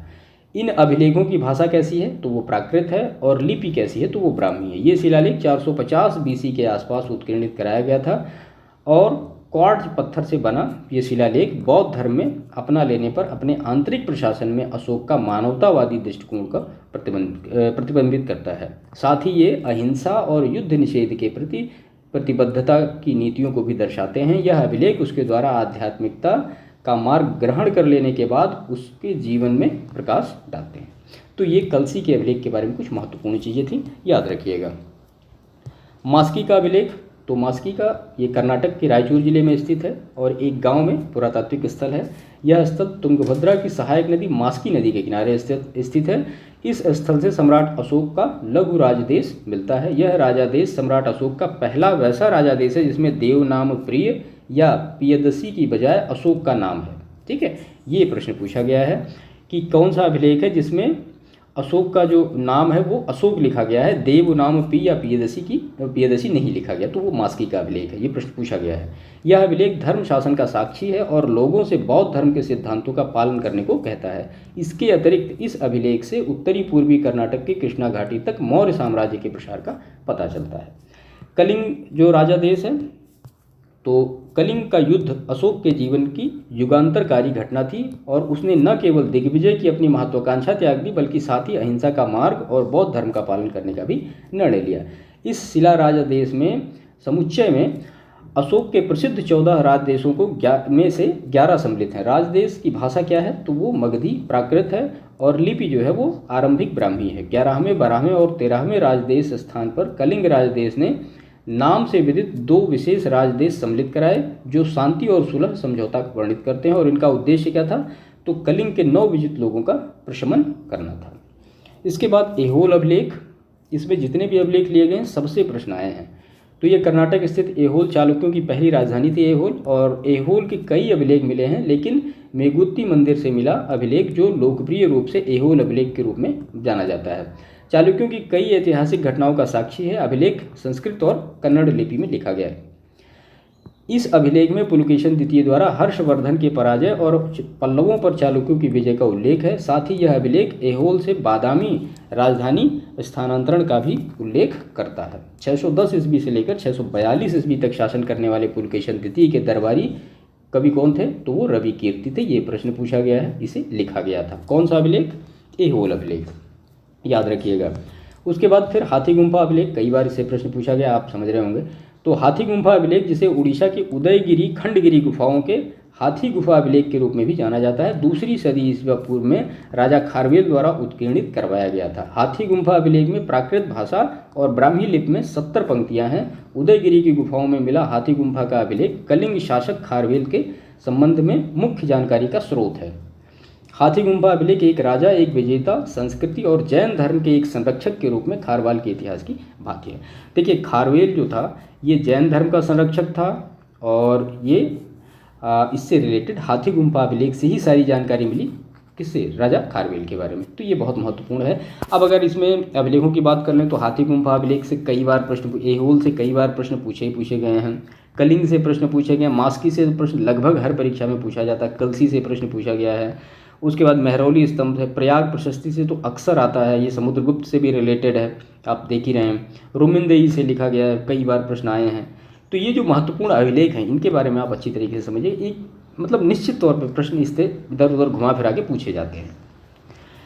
इसके बाद फिर है मंदिरों की वास्तुकला। अब हम जो प्योर हमारा आर्ट एंड कल्चर है वहाँ पे एंट्री करते हैं। तो मंदिरों की जो वास्तुकला है, देखिए मंदिर जो है वो वर्गाकार गर्भगृह के खंभों, ये खंभों से युक्त द्वार मंडप के विकास के साथ गुप्त काल में मंदिरों की वास्तुकला का आविर्भाव हुआ। ठीक है, कब हुआ? गुप्त काल में। मंदिर सपाट छत वाले एक ही पत्थर को काटकर बनाए गए होते थे। कालांतर में तक्षित यानी गढ़े हुए शिखरों से युक्त मंदिरों को क्रमिक विकास हुआ। इस क्रमिक विकास को 5 चरण में विभाजित किया जाता है। कौन कौन से चरण हैं अच्छी तरीके से समझ लीजिए, बार बार पढ़ने की आवश्यकता नहीं पड़ेगी, चाहे प्रारंभिक परीक्षा हो चाहे मुख्य परीक्षा हो, चीज़ें यहाँ से आपको कवर हो जाएंगी। इसके बाद इसमें जो पहला चरण आएगा, 5 चरण कौन कौन से हैं? तो जो पहला चरण के जो मंदिर बने उसमें क्या क्या चीज़ें थी? तो मंदिरों की छतें कैसी होती थी? सपाट होती थी। आज सपाट नहीं होती हैं। मंदिरों का आकार कैसा होता था? तो वो वर्गाकार होता था। द्वार मंडप यानी पोर्टिको को उथले स्तंभों पर निर्मित किया जाता था। संपूर्ण संरचना को कम ऊंचाई के मंचों यानी जिसको हम जगत कहते हैं पर निर्मित किया जाता था। तो ये जो प्रथम चरण की विशेषता है ये सारी हैं। अगर उदाहरण की बात करें तो सांची में निर्मित मंदिर संख्या 17 जो है वो प्रथम चरण का उदाहरण है। अगर ऐसे ही हम द्वितीय चरण की बात करें कि द्वितीय चरण में क्या क्या चीज़ें हुई, तो द्वितीय चरण में अधिकतर विशेषताएं पूर्व चरण की ही बनी रहीं। मंच वेदी अधिक ऊंचे या उभार प्रदान किए गए होते थे। कहीं कहीं 2 मंजिला मंदिर के भी उदाहरण प्राप्त हुए हैं। किसमें? द्वितीय चरण में। इस चरण का एक और महत्वपूर्ण संयोजन गर्भगृह के चारों ओर ढका हुआ मार्ग था। इस मार्ग को प्रदक्षिणा पथ के रूप में प्रयोग किया जाता था। तो द्वितीय चरण में कौन सा कॉन्सेप्ट आ गया? प्रदक्षिणा पथ का कॉन्सेप्ट कब आया? वो द्वितीय फेज में आया, यानी सेकंड फेज में आया। उदाहरण की बात करें तो मध्य प्रदेश में नचना कुठार का पार्वती मंदिर। अब प्रश्न ऐसे भी पूछे कि नचना कुठार का पार्वती मंदिर कहाँ पे है? तो वो एमपी में है। किस स्टेज से रिलेटेड? तो सेकेंड स्टेज से रिलेटेड है। और प्रदक्षिणा पथ कहाँ? तो ये नचना कुठार जो पार्वती मंदिर इसमें पाया जाता है। अगर थर्ड फेज की बात करें हम मंदिर निर्माण की, तो इस चरण में सपाट छतों के स्थान पर शिखरों का उद्भव हुआ। ठीक है, यद्यपि वे अभी बहुत कम ऊंचाई के थे और लगभग वर्गाकार आकार के यानी वक्र रेखीय थे। मंदिरों को बनाने के लिए पंचायतन शैली का आरंभ किया गया। तो पंचायतन शैली का आरंभ थर्ड फेज में हुआ। मंदिर बनाने की पंचायतन शैली में प्रमुख देवता के मंदिर के साथ 4 गौण देवता मंदिर में होते थे। प्रमुख मंदिर जो होता था वो वर्गाकार होता था और इसके सामने लंबा मंडप होता था जिससे इसके आकार आयताकार हो जाता था। गौड़ देव मंदिर को मंडप के प्रत्येक ओर एक दूसरे के सम्मुख स्थापित किया जाता था। इस प्रकार मंदिर का जो भूविन्यास था वो क्रूस के आकार का हो जाता था। तो ये थर्ड फेज का जो इम्पोर्टेंस है वो है। अगर इसके उदाहरण की बात करेंगे आप तो देवगढ़ का दशावतार मंदिर जो कि उत्तर प्रदेश में है और ऐहोल का दुर्गा मंदिर जो कि कर्नाटक में है। चतुर्थ चरण की अगर बात करें तो इस चरण के मंदिर जो थे वो लगभग एक जैसे ही थे। एकमात्र अंतर यह हुआ कि मुख्य मंदिर अधिक आयताकार हो गया। एग्जाम्पल सोलापुर का तेर मंदिर। पंचम चरण की बात करें तो इस चरण में बाहर की ओर उथले आयताकार किनारों वाले वृत्ताकार मंदिरों का निर्माण आरंभ हुआ। इससे पहले के चरणों में शेष सभी विशेषताएं पूर्ववत जारी रहीं। उदाहरण राजगीर का मनियार मठ। तो ये जो 5 चरण हमने देखे मंदिर निर्माण के यानी मंदिर वास्तुकला के 5 चरण कौन कौन से थे, उनकी विशेषताएं क्या क्या थी, वो सारी चीज़ें हमने यहाँ पे देखी। वास्तुकला की प्रमुख शैलियाँ देखते थे। अभी तो हमने देखा कि जो मंदिर की वास्तुकला थी उसकी जो एराइज का फेज़ था वो कितना था, तो वो 5 फेज़ में डिवाइड किया गया था। तो अब इसमें हम कौन कौन सी शैलियाँ देखते हैं कि ये हैं। तो पहली शैली है नागर शैली, द्रविड़ शैली, नायक शैली, बेसर शैली, होयसल शैली, विजयनगर शैली और पाल शैली। इन सारी शैलियों को हम यहाँ पे कवर करेंगे जिससे चीज़ें आपको आसान रहें। देखिए, हिंदू मंदिर के मूल रूप में निम्नलिखित अवयव शामिल रहते हैं। वो कौन कौन से अवयव हैं जो कि शामिल होते हैं हिंदू मंदिर में, ये सारी चीज़ें हमें देखना जरूरी है। तो सबसे पहले आता है इसमें गर्भगृह। इसे गर्भगृह के भी नाम से जाना जाता था, जो सामान्य रूप से एक कक्ष का अर्थात छोटा कक्ष होता है जिसमें मंदिर के प्रमुख देवता को स्थापित किया जाता था गर्भगृह में। दूसरा पार्ट होता है मंडप। यह मंदिर के प्रवेश स्थल होता था। यह कोई द्वार, मंडप या सभा भवन हो सकता है और इसे सामान्य रूप से बड़ी संख्या में पूजा करने वाले लोगों को स्थान देने हेतु अभिकल्पित किया जाता है। तीसरी चीज़ हो गई शिखर। तो यह पर्वत जैसा शिखर होता है। इसके आकार पिरामिडीय से वक्र रेखीय तक विभिन्न प्रकार के हो सकते हैं। वाहन, तो यह प्रमुख देवता का आसन या वाहन होता था और इसे पवित्रतम स्थल में स्थापित किया जाता था। ठीक है, तो ये जो मंदिर के कुछ बेसिक पार्ट थे वो थे गर्भगृह, मंडप, शिखर और वाहन। ठीक है, तो ये सारी चीज़ें आपको समझ में आई होंगी। इसके बाद अब हम शुरू करते हैं वन बाय वन सारी चीज़ों, जो शैलियाँ सारी हैं मंदिर की वो देख लेते हैं। तो सबसे पहले हम देखते हैं नागर शैली। तो देखिए, नागर शैली में 5वीं शताब्दी के पश्चात भारत के उत्तरी भाग में ये मंदिर है। मंदिर वास्तुकला की एक विभिन्न शैली विकसित हुई जिसे नागर शैली के रूप में जाना जाता है। नागर शैली के अंतर्गत देश के पश्चिमी, मध्य और पूर्वी भागों में विभिन्न उप शैलियों का भी उद्भव हुआ। सामान्य रूप से मंदिर निर्माण करने की पंचायतन शैली का अनुपालन किया गया। किसमें? नागर शैली में। कौन कौन सी चीज़ें हैं? तो इसमें पहला जो है, मुख्य देव मंदिर के सामने सभा कक्ष या मंडप स्थित होते थे। दूसरी बात, गर्भगृह के बाहर गंगा और यमुना की प्रतिमाओं को स्थापित किया जाता था। तीसरी बात, मंदिर परिसर में कोई जल का स्रोत या मतलब जलाशय नहीं होता था। चौथी बात, मंदिरों को सामान्य रूप से भूमि के ऊंचे स्थान पर यानी मंच वेदी पर निर्मित किया जाता था। और पांचवी चीज़, द्वार मंडपों के निर्माण में स्तंभों का प्रयोग किया जाता था। तो ये पर्टिकुलर कुछ विशेषताएं हैं नागर शैली की। ठीक है, शिखर का ऊर्ध्वाधर शीर्ष एक क्षैतिज नाली युक्त चक के रूप में समाप्त होता था जिसे क्या कहा जाता था? आमलक। इसके ऊपर एक गोलाकार आकृति को स्थापित किया जाता है जिसे कहा जाता था कलश। ठीक है, मंदिर के अंदर दीवार को 3 क्षैतिज भागों में विभाजित किया गया जिन्हें क्या कहा जाता था? रथ कहा जाता था। ऐसे मंदिर जो होते थे वो त्रिरथ, ये त्रिरथ है, त्रिरथ मंदिर के रूप में जाने जाते थे। लेकिन बाद में पंचरथ, सप्तरथ और यहाँ तक कि नवरथ, ये रथ है, नवरथ मंदिर भी बनाए जाने लगे। मंदिर में इन विभिन्न भागों में कलात्मक मूर्तियाँ बनाई जाती थी। गर्भगृह के चारों ओर प्रदक्षिणा पथ होता था जो कि ढका हुआ होता था। मंदिर परिसर 4 दीवारी से घिरा नहीं होता था और प्रवेश द्वार भी नहीं होते थे। तो ये नागर शैली के बारे में सारी डिटेल थी। अब नागर शैली से रिलेटेड कुछ पर्टिकुलर उप शैलियाँ जो विकसित हुई उनके बारे में हम देख लेते हैं। तो इसमें सबसे पहला है ओडिशा शैली। कलिंग साम्राज्य के विभिन्न भागों में मंदिर वास्तुकला की एक अलग शैली विकसित हुई और इसकी कुछ प्रमुख विशेषताएं क्या क्या हैं? तो बाहरी दीवारों पर बड़ी मात्रा में बारीक नक्काशी की जाती थी लेकिन भीतरी बिना नक्काशी के ही रखा जाता था। ड्योढ़ी में खंभों का उपयोग नहीं किया जाता था, इसके बजाय छत के लोहे से गार्डरों का सहारा दिया जाता था। शिखर को रेखा देउल कहा जाता था। वे लगभग एक क्षैतिज छत जैसे होते थे जो शीर्ष पर एकदम से अंदर की तरफ मुड़ते थे। ओडिशा शैली में मंडप को क्या कहा जाता है? जगमोहन के नाम से जाना जाता था। मुख्य मंदिर वर्गाकार होता था और ओडिशा शैली के मंदिर द्रविड़ शैली के मंदिर के समान ही परकोटे से घिरे होते थे। उदाहरण देखें अगर आप ओडिशा शैली की, तो कोणार्क का सूर्य मंदिर, पुरी का जगन्नाथ मंदिर, भुवनेश्वर का लिंगराज मंदिर। तो ये जो बेसिक चीज़ें थी ये ओडिशा शैली के बारे में थी। अब हम देखते हैं खजुराहो शैली। ये नागर शैली की उप शैली की बात हो रही है। मध्य भारत में चंदेल शासकों ने मंदिर निर्माण की एक अलग शैली विकसित की जिसको हम कहते हैं खजुराहो शैली या चंदेल शैली के भी नाम से इनको जाना जाता है। इन मंदिरों में बाहरी और भीतरी दोनों दीवारों पर बड़ी मात्रा में बारीक नक्काशी की गई है। इन नक्काशियों की मूर्तियों पर आमतौर पर कामुक शैली की है और वात्सायन की रचना कामसूत्र से प्रेरित है। ये मंदिर बलुआ पत्थर से बने हैं। इन मंदिरों में 3 कक्ष होते थे। कौन से? तो गर्भगृह, मंडप और अर्धमंडप। कुछ मंदिरों में गर्भगृह तक जाने के लिए गलियारा होता था जिसे क्या कहा जाता है? अंतराल। आमतौर पर मंदिर पूर्वमुखी या उत्तरमुखी होते थे। मंदिर निर्माण में पंचायतन शैली का पालन किया गया था। असहायक मंदिरों में भी रेखा प्रसाद शिखर होते थे जिससे मंदिर समूह एक पर्वत श्रृंखला के समान प्रतीत होते थे। इन मंदिरों को अपेक्षाकृत ऊंचे चबूतरे पर बनाया गया था। अगर आप उदाहरण की बात करें खजुराहो शैली की, तो खजुराहो का कंदरिया महादेव मंदिर और लक्ष्मण मंदिर, इसके बाद तीसरी जो नागर शैली की उपशैली है वो है सोलंकी शैली, और ये विकसित हुई गुजरात और राजस्थान सहित भारत के उत्तर पश्चिमी भागों में सोलंकी शासकों के संरक्षण में यह शैली विकसित हुई। मंदिर की दीवारें नक्काशी रहित थीं, गर्भगृह अंदर और बाहर दोनों तरफ मंडप से जुड़ा था। बरामदे में सजावटी धनुषाकार द्वार होते थे जिन्हें क्या कहा जाता था, तोरण। इन मंदिरों की एक अनूठी विशेषताएं थी कि मंदिर परिसर में एक बावड़ी जिसे सूर्य कुंड कहा जाता था। बावड़ी की सीढ़ियों पर छोटे छोटे मंदिर थे। इन मंदिरों में लकड़ी की नक्काशी की गई थी। ये मंदिर विभिन्न पत्थरों पर बने हुए थे, जैसे कि बलुआ पत्थर या काला बेसाल्ट और नरम संगमरमर से। अधिकांश जो मंदिर थे वो पूर्वमुखी थे। मंदिरों को इस तरह से बनाया गया था कि विषुओं के दौरान सूरज की किरणें सीधे मुख्य मंदिर पर पड़ती थी। अगर सोलंकी शैली के एग्जाम्पल की बात करें तो मोढेरा का सूर्य मंदिर, इसको बनवाया था भीम फर्स्ट ने 1026 से 1027 में।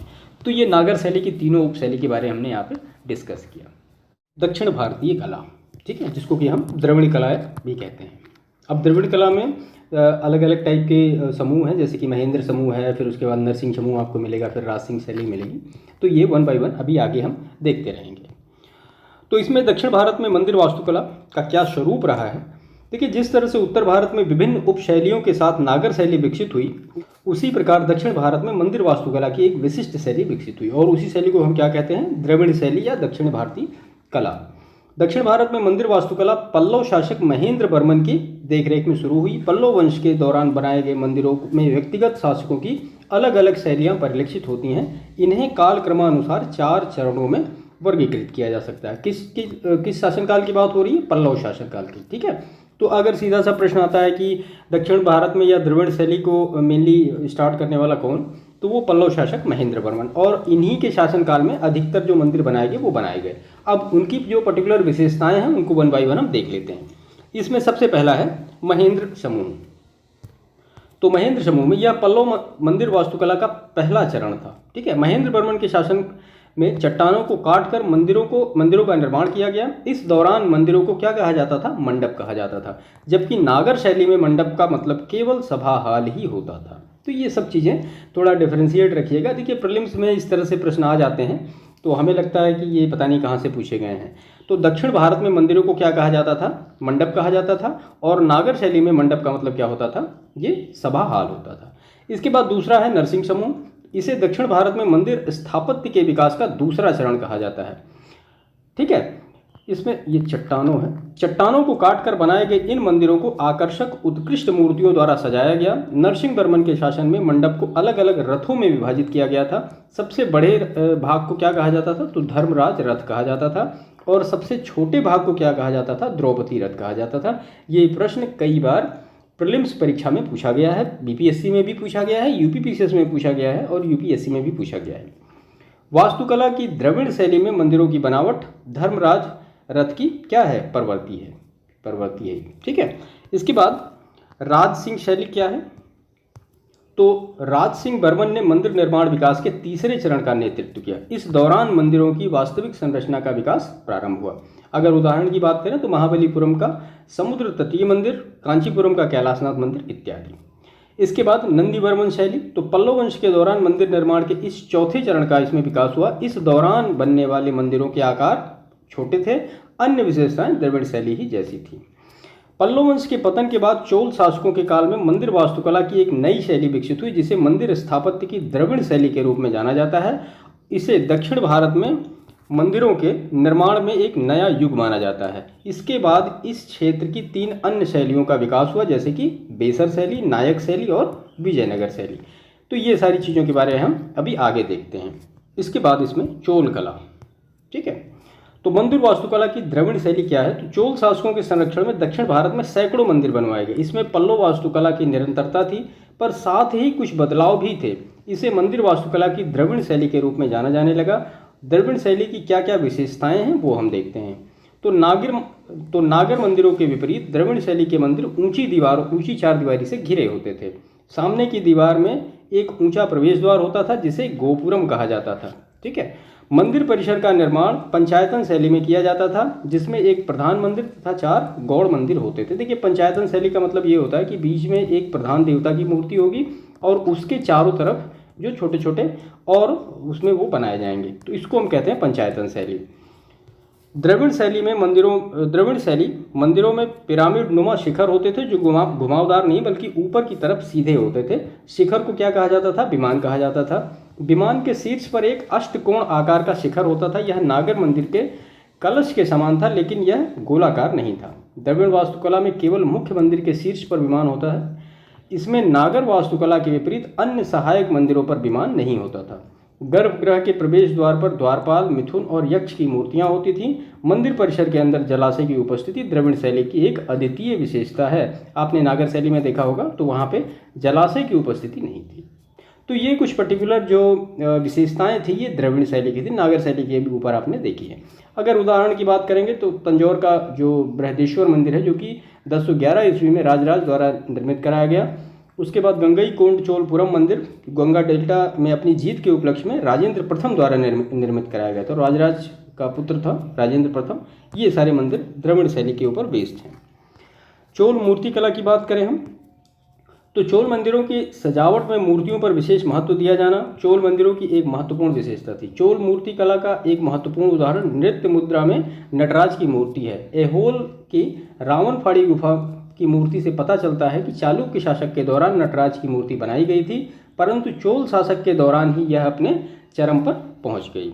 इसके बाद नटराज की मूर्ति की कुछ प्रमुख विशेषताएं देख लेते हैं क्योंकि कई बार इस तरह से प्रश्न पूछे जाते हैं। तो नटराज की जो मूर्ति है उसमें क्या क्या चीज़ें हैं? देखिए, इसमें ऊपरी दाहिने हाथ में डमरू है जो कि सृजन की ध्वनि का प्रतीक है। संसार की सभी कृतियाँ डमरू को महान ध्वनि से ही सृजित हुई हैं। ठीक है। ऊपरी बाएं हाथ में शाश्वत अग्नि है जो विनाश का प्रतीक है। विनाश सृष्टि का अग्रगामी है और सृजन का अपरिहार्य प्रतिरूप है।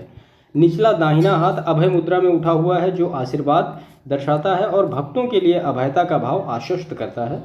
निचला बाएं हाथ में उठे हुए पैर की तरफ इशारा करता है और मोक्ष के मार्ग को दर्शाता है। शिव तांडव नृत्य एक छोटे बौने की आकृति के ऊपर कर रहे हैं। बौना अज्ञात एक अज्ञानी व्यक्ति के अहंकार का प्रतीक है।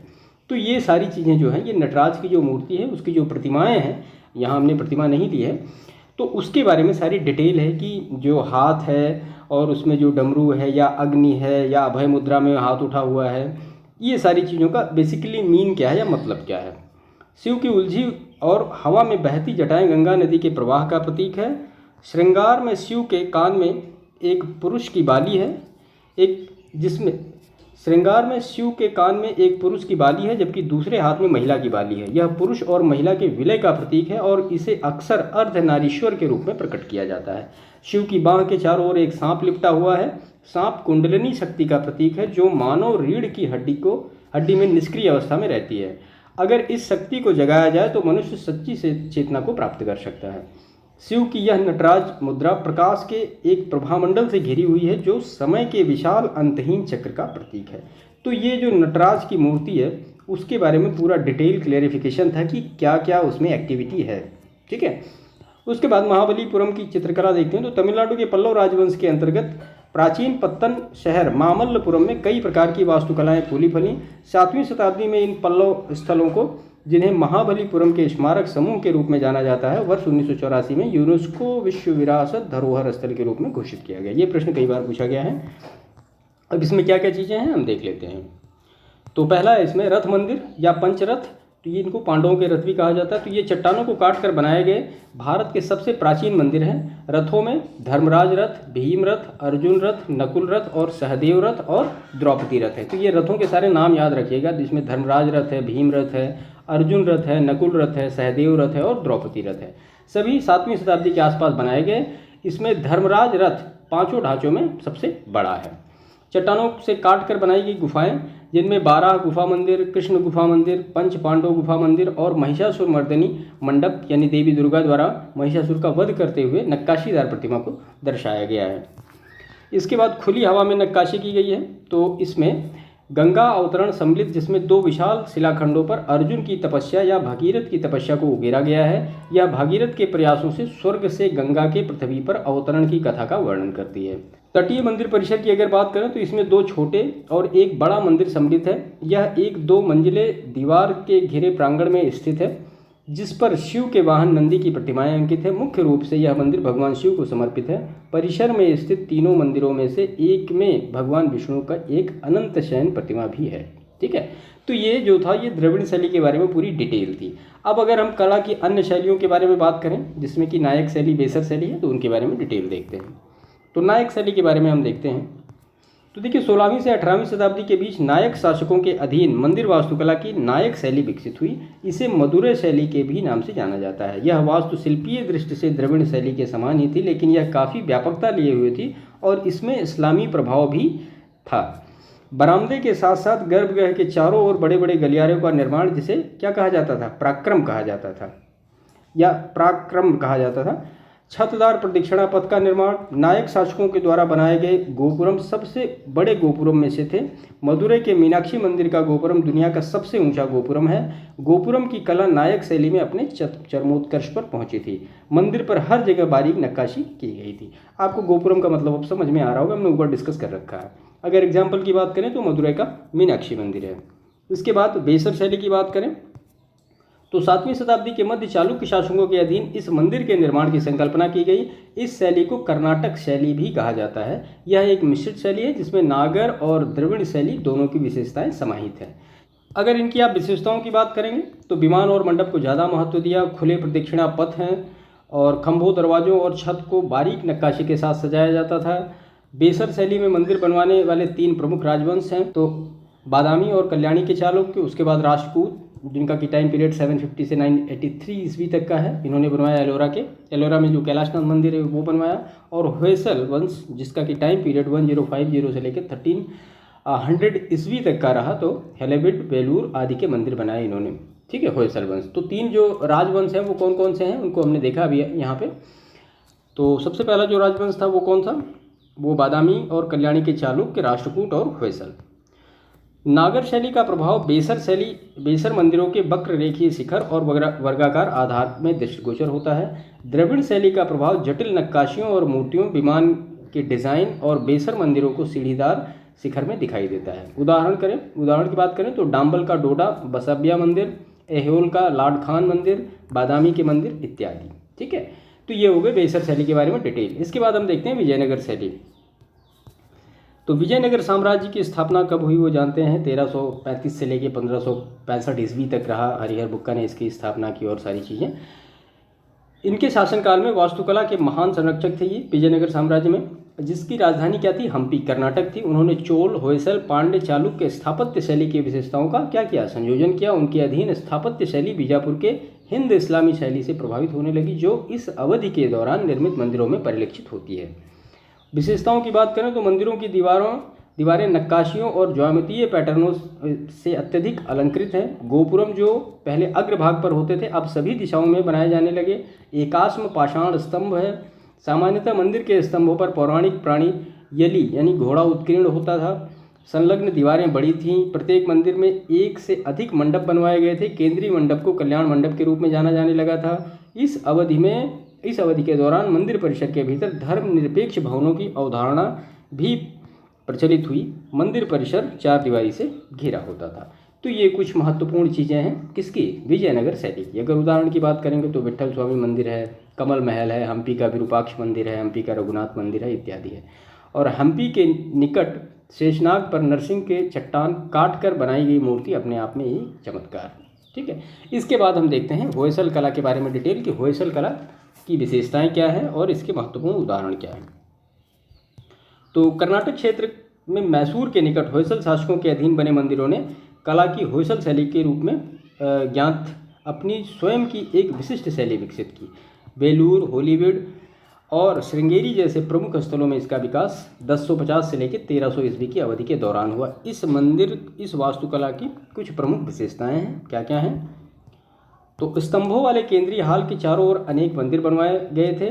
पंचायतन शैली में क्रूसीफाइड भूमि योजना के विपरीत ये मंदिर जटिल डिजाइन वाले तारों के आकार में बने थे। इसे तारामय योजना के रूप में भी जाना जाता है। ठीक है, मुख्य निर्माण सामग्री की बात करें तो मुलायम बलुआ पत्थर जिसको कोराइट सिस्ट से बनाया गया था। मूर्तियों के माध्यम से मंदिर के अलंकरण पर बहुत अधिक बल दिया जाता था। आंतरिक और बाह्य दोनों दीवारों यहाँ तक कि देवता द्वारा धारण किए गए आभूषण भी जटिल रूप से नक्काशीदार होते थे। सभी कक्षों पर शिखर थे, क्षैतिज रेखाओं और पट्टियों के विन्यास आपस में जुड़े थे। इसने शिखर को पंक्तियों में व्यवस्थित क्रम में विभाजित कर दिया था। मंदिरों को जगती के रूप में ज्ञात उभरे उठे मंच में बनाया गया था। इसकी ऊंचाई लगभग 1 मीटर होती थी। मंदिरों की दीवारें और सीढ़ियां जिगजैग पैटर्न में थीं। तो ये होयसल कला के बारे में सारी डिटेल थी। इसके बाद हम देखते हैं पाल और सेन शैली के बारे में। तो पाल मुख्यतः बौद्ध धर्म के संरक्षक थे, आप जानते हैं। महायान का पालन करते थे, लेकिन बहुत सहिष्णु थे और उन्होंने दोनों धर्मों को संरक्षण दिया। पाल राजाओं ने बहुत सारे विहारों, चैत्यों और स्तूपों का निर्माण करवाया था। सेन हिंदू थे और उन्होंने हिंदू देवी देवताओं के मंदिरों का निर्माण कराया और साथ ही बौद्ध स्थापत्य को भी बनाए रखा। इस प्रकार यह वास्तुकला दोनों धर्मों का प्रभाव परिलक्षित करती है। आपको पाल और सेन के बारे में डिटेल हो गई कि जो पाल थे वो बौद्ध थे, लेकिन उन्होंने जो मंदिर थे उस निर्माण में भी काफ़ी भाग लिया, और सेन जो थे वो हिंदू थे, उन्होंने बौद्ध स्थापत्य को भी बनाए रखा। पाल शासकों के अंतर्गत स्मारक कौन कौन से हैं? तो पाल शासकों के अधीन नालंदा, जगदल, ओदंतपुरी और विक्रमशिला विश्वविद्यालय का विकास हुआ। बांग्लादेश में सोमपुर महावीर उनके द्वारा विकसित किया गया भव्य मठ है। अगर सेन शासकों के अधीन स्मारक की बात करें तो बांग्लादेश में ढाकेश्वरी मंदिर। इस क्षेत्र की वास्तुकला की विशेषता क्या क्या है?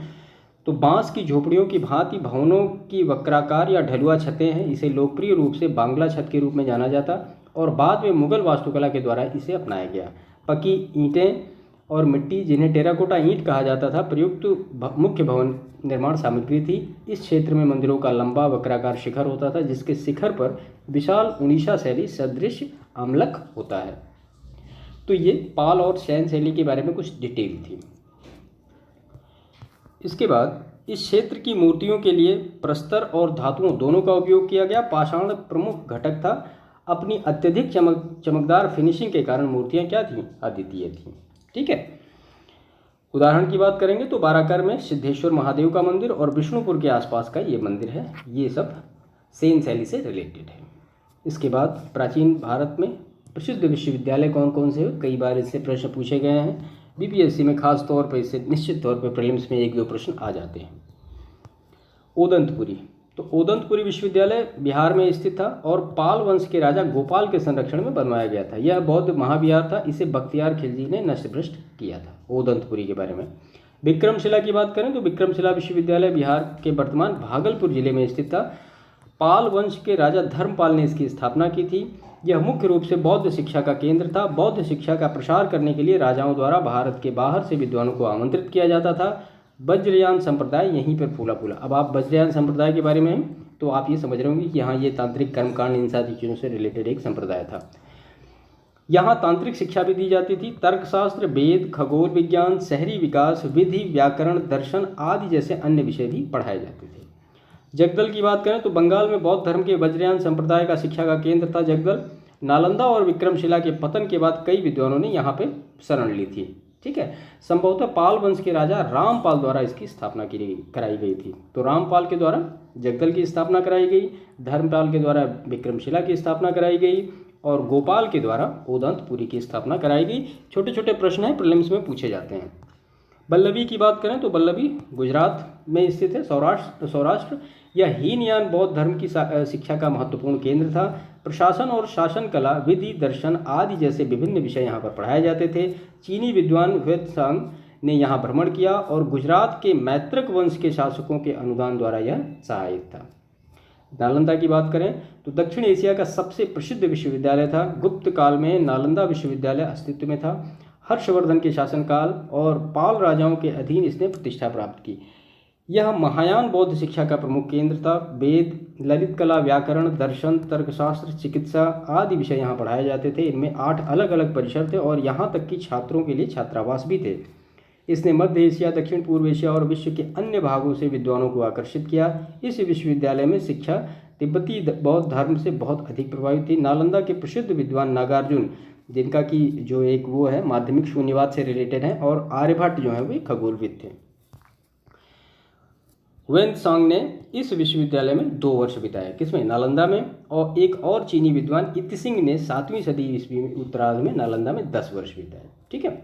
इसके बाद अगर तक्षशिला की बात करें तो वर्तमान समय में यह पाकिस्तान में स्थित है। लगभग 5वीं सदी ईस्वी पूर्व के आसपास तक अस्तित्व में रहा। माना जाता है कि चाणक्य ने इसी स्थान पर अर्थशास्त्र की रचना की थी।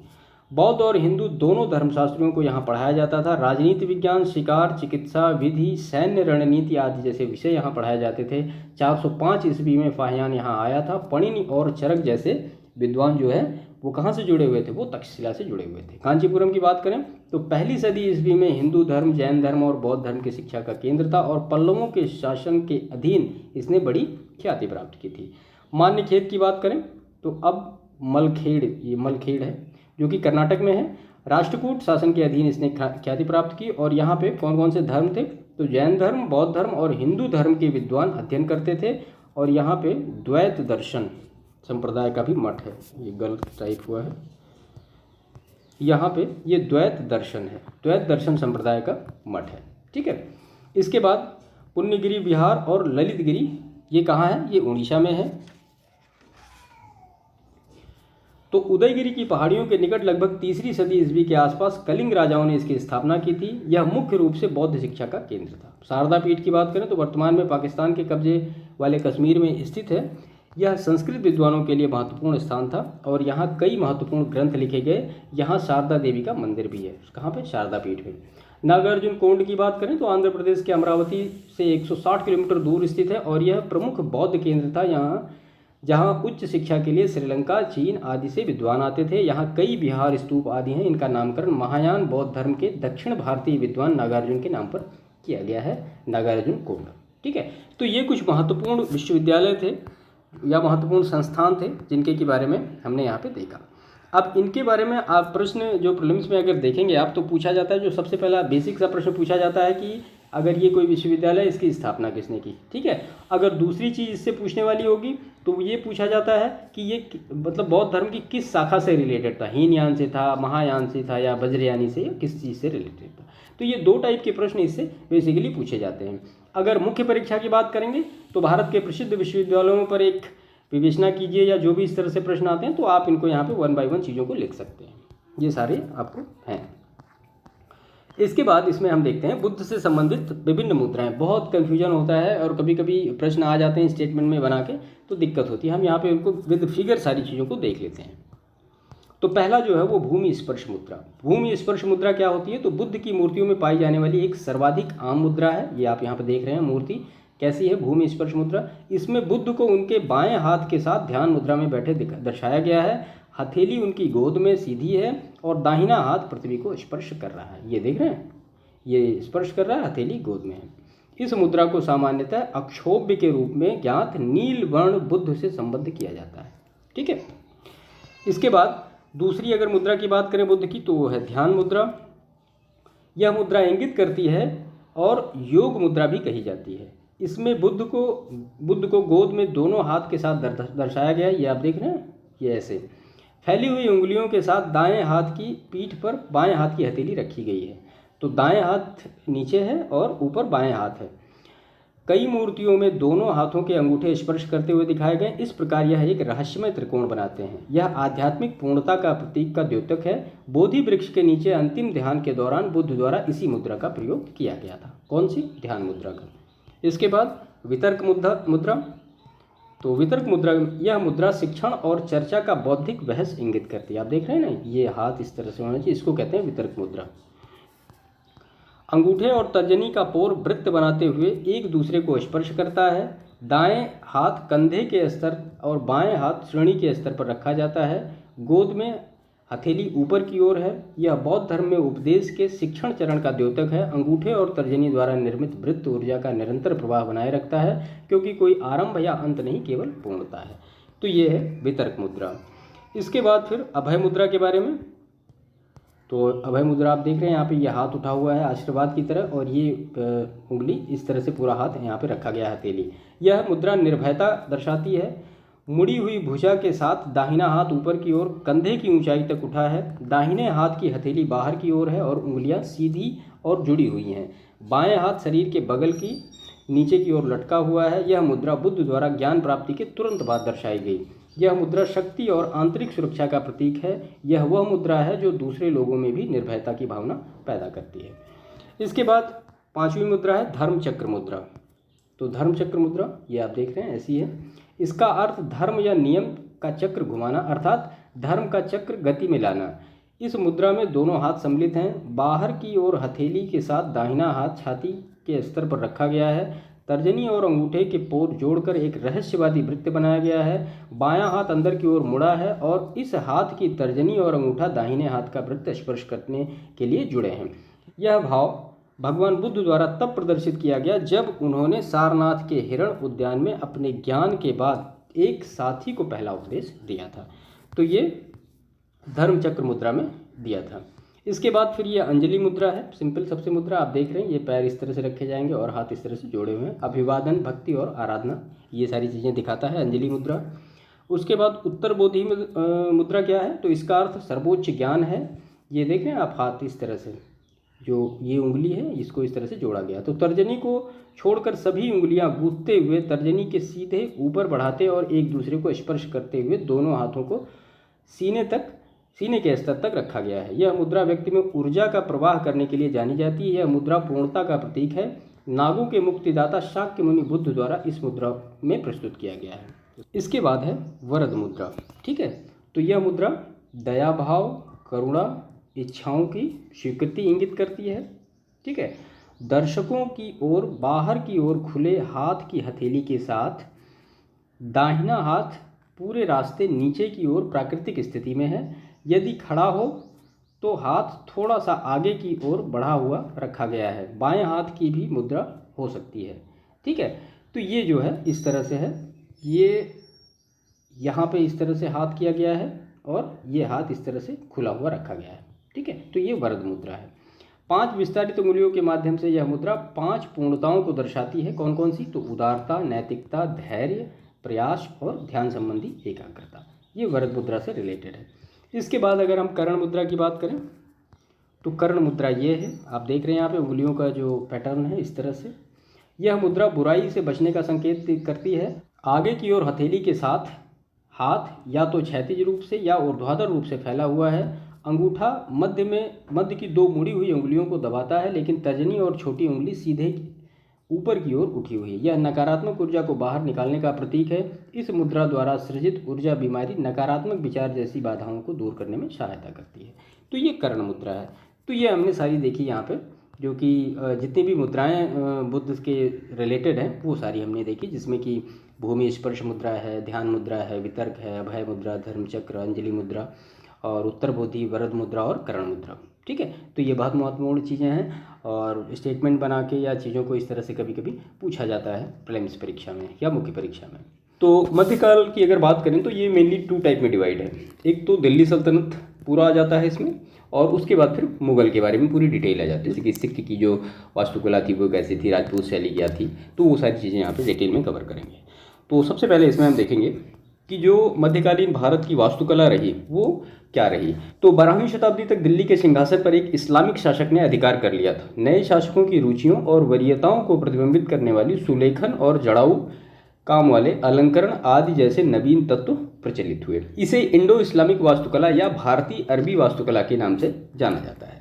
अब इसको इंडो इस्लामिक क्यों कहा जाता है, क्योंकि जो इंडिया में पहले से थी वो तो थी ही, उसके बाद इन्होंने अपना जो इस्लामिक कुछ कल्चर था उसको यहाँ पे इनबिल्ट कर दिया। ठीक है, अगर इनकी विशेषताओं की आप बात करेंगे तो इसमें पहली विशेषता है मेहराब और गुंबदों के उपयोग ने इस अवधि के दौरान प्रमुखता प्राप्त की। इसे वास्तुकला की मेहराबदार शैली के रूप में भी जाना गया और इसने वास्तुकला की पारंपरिक लिंटन सहतीर शैली का स्थान ग्रहण किया। ठीक है, दूसरा इसकी जो विशेषता है, इस्लामिक शासकों ने मस्जिदों और मकबरों के चारों ओर मीनारों का उपयोग प्रचलित किया। तीसरी, इंडो इस्लामिक वास्तुकला में मानव और पशु आकृतियों के उपयोग से बचा गया। चौथी चीज़, हिंदू वास्तुकला जहां बहुत संकीर्ण हो गई थी, वहीं इंडो इस्लामिक वास्तुकला ने इसमें विशालता, व्यापकता और बृहत्ता का समावेश किया। पांचवी चीज़ है, इंडो इस्लामिक वास्तुकला में अलंकरण के साधन के रूप में सुलेखन का उपयोग किया गया। अलंकरण के लिए अरबेस्क विधि का उपयोग किया गया। अब ये जो अरबेस्क विधि है वो क्या है, तो अरबेस्क विधि जो है वो ज्यामितीय वानस्पतिक अलंकरण, यानी मान लिया कोई फिगर बना दिया गया तो उस पर जैसे पेड़ पौधे बनाए गए, उसकी पत्तियां बनाई गई, ये सारी चीज़ें अरेबस्क विधि है। बाकी डिटेल में हम देखते हैं। इसकी विशेषता एक सतत तना होता था। यह पत्तेदार द्वितीयक तने श्रृंखला का निर्माण करते हुए नियमित अंतराल पर विभाजित होता था और द्वितीयक तना भी पुनः विभाजित होता था या इसे मुख्य तने से मिलाने के लिए वापस मोड़ा जाता था, जिससे एक सजावटी पैटर्न का निर्माण होता था। तो ये अरेबेस्क विधि है, ये है पूरा। इसके बाद भवनों में जाली का काम जटिल किया गया था। यह इस्लाम धर्म के प्रकाश के महत्व का प्रतीक है। नेक्स्ट है, इस अवधि की वास्तुकला की एक महत्वपूर्ण विशेषता क्या है? तो आंगन के फूलों, फव्वारों और छोटी पालियों के रूप में निर्माण कार्यों में परिसर हुए थे। इसके बाद इस्लामिक शासकों ने बागों की जो चारबाग शैली है इसका प्रचलन किया था। इस अवधि की वास्तुकला में प्रस्तर की दीवारों में कीमती पत्थरों और रत्नों को जड़ने के लिए पित्रादुरा तकनीक का भी उपयोग किया गया था। पित्रादुरा तकनीक के बारे में डिटेल अभी आगे हम देखेंगे। एक और अनूठी विशेषता भवनों में अदृश्य तकनीक का प्रयोग था। इस तकनीक का प्रयोग इस प्रकार किया जाता था कि शिलालेख दूर होते हुए भी पास नजर आते थे।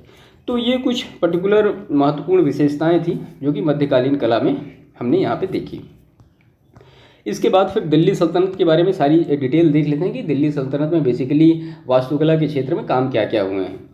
तो दिल्ली सल्तनत यानी 1206 से लेकर 1526 ईस्वी के दौरान वास्तुकला को दो व्यापक श्रेणियों में वर्गीकृत किया गया।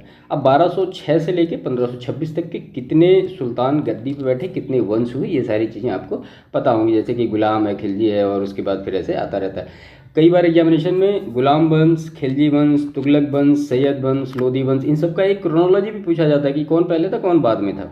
तो वो सारी चीज़ें आपने इतिहास में पहले से पढ़ रखी होंगी। तो वो जो दो व्यापक श्रेणियां कौन कौन सी थी? तो पहला था साम्राज्यिक शैली, जिसमें दिल्ली के शासकों द्वारा संरक्षित किया गया था, और दूसरा था इसका प्रांतीय शैली, जो कि स्थानीय शासकों और सरदारों द्वारा संरक्षित था। तो दिल्ली सल्तनत की वास्तुकला ये दो पार्ट में डिवाइड हो गई थी, एक साम्राज्यिक शैली और एक प्रांतीय शैली। साम्राज्यिक शैली के बारे में 1191 से लेकर 1557 ईस्वी तक इस अवधि के दौरान शासन करने वाले विभिन्न राजवंशों के अधीन वास्तुकला की साम्राज्यिक शैली का विकास हुआ। प्रत्येक शासक ने अपनी स्वयं की कुछ रुचियां आरोपित की, लेकिन बनावट या शैली मोटे तौर पर एक जैसी बनी रही। अब इसमें सबसे पहला जो था गुलाम वंश या मामलुक वंश। इस शासनकाल के दौरान वास्तुकला की शैली को वास्तुकला की मामलुक शैली के रूप में जाना गया।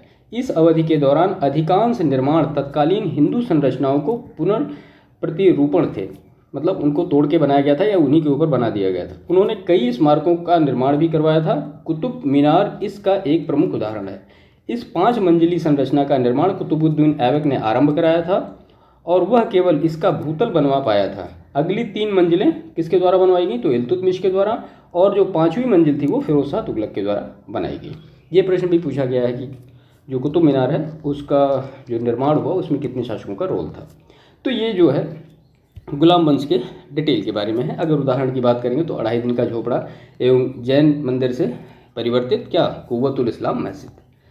खिलजी वंश की अगर आप बात करेंगे तो इस समय वास्तुकला की साल्जुक शैली की स्थापना हुई। उसमें मामलुक शैली की स्थापना हुई थी, यहाँ पे साल्जुक शैली की स्थापना हुई। इस अवधि के निर्माण की विशेषता क्या है? तो लाल बलुआ प्रस्तर का उपयोग। इसके साथ ही मेहराबदार शैली ने इसी अवधि में प्रमुखता पाई। सभी निर्माण कार्यों में जोड़ने वाली सामग्री के रूप में गारे का प्रमुखता से उपयोग किया जाने लगा था। उदाहरण की बात करेंगे तो अलाउद्दीन खिलजी द्वारा निर्मित अलाई दरवाजा और सीरी का किला। तुगलक वंश की बात करेंगे तो वास्तुकला के लिए ये संकट का काल रहा। इसमें धूसर बलुआ प्रस्तर का उपयोग किया गया था। इस अवधि के दौरान भवन की मजबूती पर अधिक ध्यान दिया गया तथा अलंकरण पर कम बल दिया गया। प्रवेश द्वार के डिजाइन में मेहराब और सरल दोनों विधियों का संयोजन किया गया था। तुगलकों ने बट्टार के रूप में ज्ञात निर्माण शैली का प्रयोग किया, जिसकी विशेषता भवनों को अधिक मजबूत दिखाने के लिए ढलवा दीवारें थी। उदाहरण की बात करेंगे तो तुगलकाबाद, जहांपनाह और फिरोजाबाद के नगर। तो ये सारे तुगलक वंश से रिलेटेड हैं। लोधी वंश की बात करेंगे तो लोधी वंश के अंतर्गत वास्तुकला में पश्चिमगामी प्रवृत्ति जारी रही। इस अवधि के दौरान केवल मकबरों का निर्माण आरंभ किया गया। हालांकि इस अवधि की वास्तुकला की एक महत्वपूर्ण विशेषता दोहरे गुंबदों का प्रचलन था। ठीक है, तो लोधी वंश का जो एक इंपॉर्टेंट चीज़ क्या है वो दोहरे गुंबद का प्रचलन था। यह शीर्ष गुंबद के अंदर एक खोखले गुंबद से मिलकर बना होता था। उदाहरण लोधी गार्डन, सिकंदर लोधी द्वारा स्थापित आगरा नगर।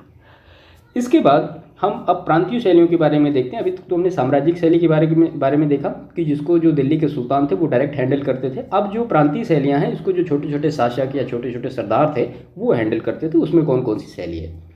तो बंगाल शैली, इस शैली की विशेषता ईंट और काले संगमरमर का प्रयोग था। उदाहरण के लिए गौड़ की कदम रसूल मस्जिद, पांडुआ की अदीना मस्जिद। इसके बाद मालवा शैली के बारे में देखें तो मालवा के पठार पर स्थित धार और मांडू के नगर वास्तुकला के प्रमुख केंद्र बन गए थे। यहाँ के भवनों की सबसे प्रमुख विशेषता विभिन्न रंगों के प्रस्तरों और संगमरमरों का प्रयोग था। भवनों में विशालकाय खिड़कियां लगी थी जो शायद यूरोपीय प्रभाव का परिणाम थी, और ये मेहराब एवं स्तंभों के शैलीकृत प्रयोग से अलंकृत थे। यहाँ तक कि सीढ़ियों का उपयोग भी निर्माण का सौंदर्य बोध कराने के लिए किया जाता था। हालांकि वास्तुकला की इस शैली में मीनारों का उपयोग नहीं किया गया था। ठीक है। वास्तुकला की पठान शैली के रूप में भी ज्ञात मालवा शैली निम्नलिखित विशेषताओं के चलते इस अवधि के पर्यावरण अनुकूल के सर्वश्रेष्ठ नमूनों में से एक है। विशालकाय खिड़कियों का उपयोग भवनों और कक्षों को भलीभांति हवादार बनाता था। मंडप जो थे वो थोड़े धनुषाकार होते थे। यहाँ उनकी विशेषता उन्हें हवादार बनाती थी, और गर्मियों में भी ये भवन क्या रहते थे, ठंडे बने रहते थे। परिसर में जल भंडारण हेतु बावली के रूप में ज्ञात कृत्रिम जलाशय का निर्माण कराया जाता था। उदाहरण की बात करेंगे तो रानी रूपमती का मंडप, जहाज महल और अशरफी महल। इसके बाद जौनपुर शैली। तो जौनपुर शैली में शर्की शासकों के संरक्षण में जौनपुर कला और सांस्कृतिक गतिविधियों का महान केंद्र बन गया था। वास्तुकला की इस शैली को शर्की शैली के रूप में भी जाना जाने लगा था, और पठान शैली की भांति इसमें भी मीनारों का उपयोग से बचा गया।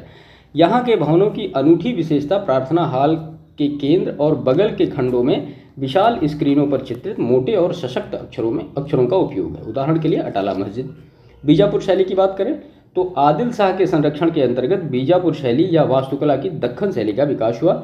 इस शैली की विशेषता इसकी छतों का व्यवहार था। छतें किसी भी स्पष्ट सहारे के बिना टिकी थीं।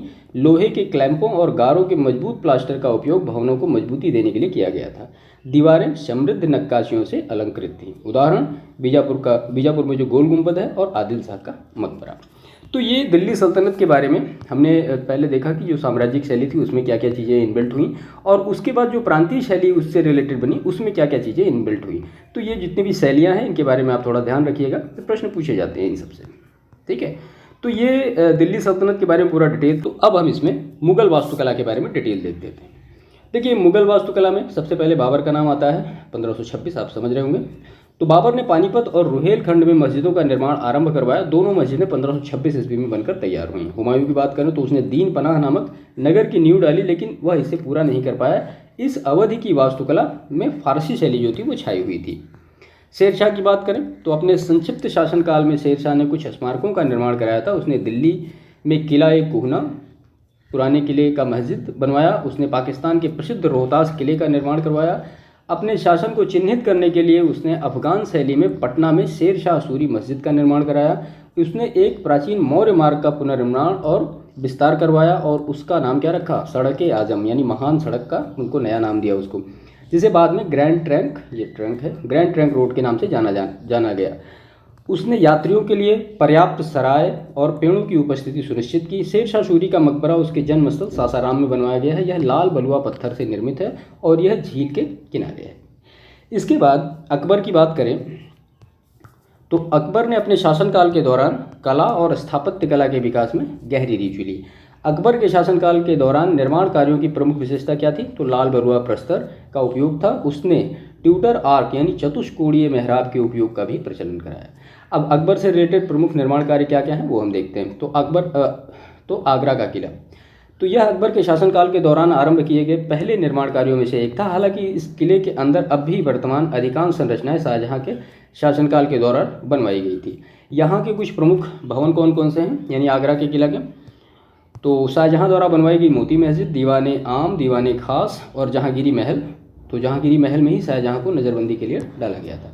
इसके बाद फतेहपुर सीकरी की बात करें तो शहर के भीतर कुछ महत्वपूर्ण भवन इस प्रकार है। फतेहपुर सीकरी में सबसे पहला बुलंद दरवाज़ा, तो इसको 1576 ईस्वी में गुजरात पर अकबर का विजयोत्सव मनाने के लिए लाल बलुआ पत्थर से 40 मीटर ऊंची भव्य संरचना के रूप में निर्मित किया गया था। यह विश्व का सबसे बड़ा प्रवेश द्वार है। शेख सलीम चिश्ती के मकबरे का निर्माण 1581 ईस्वी में कराया गया। इसमें सफ़ेद संगमरमर की जाली का काम किया गया था। इसकी दीवारों पर अरबी शैली में कुरान की आयतों को अंकित किया गया।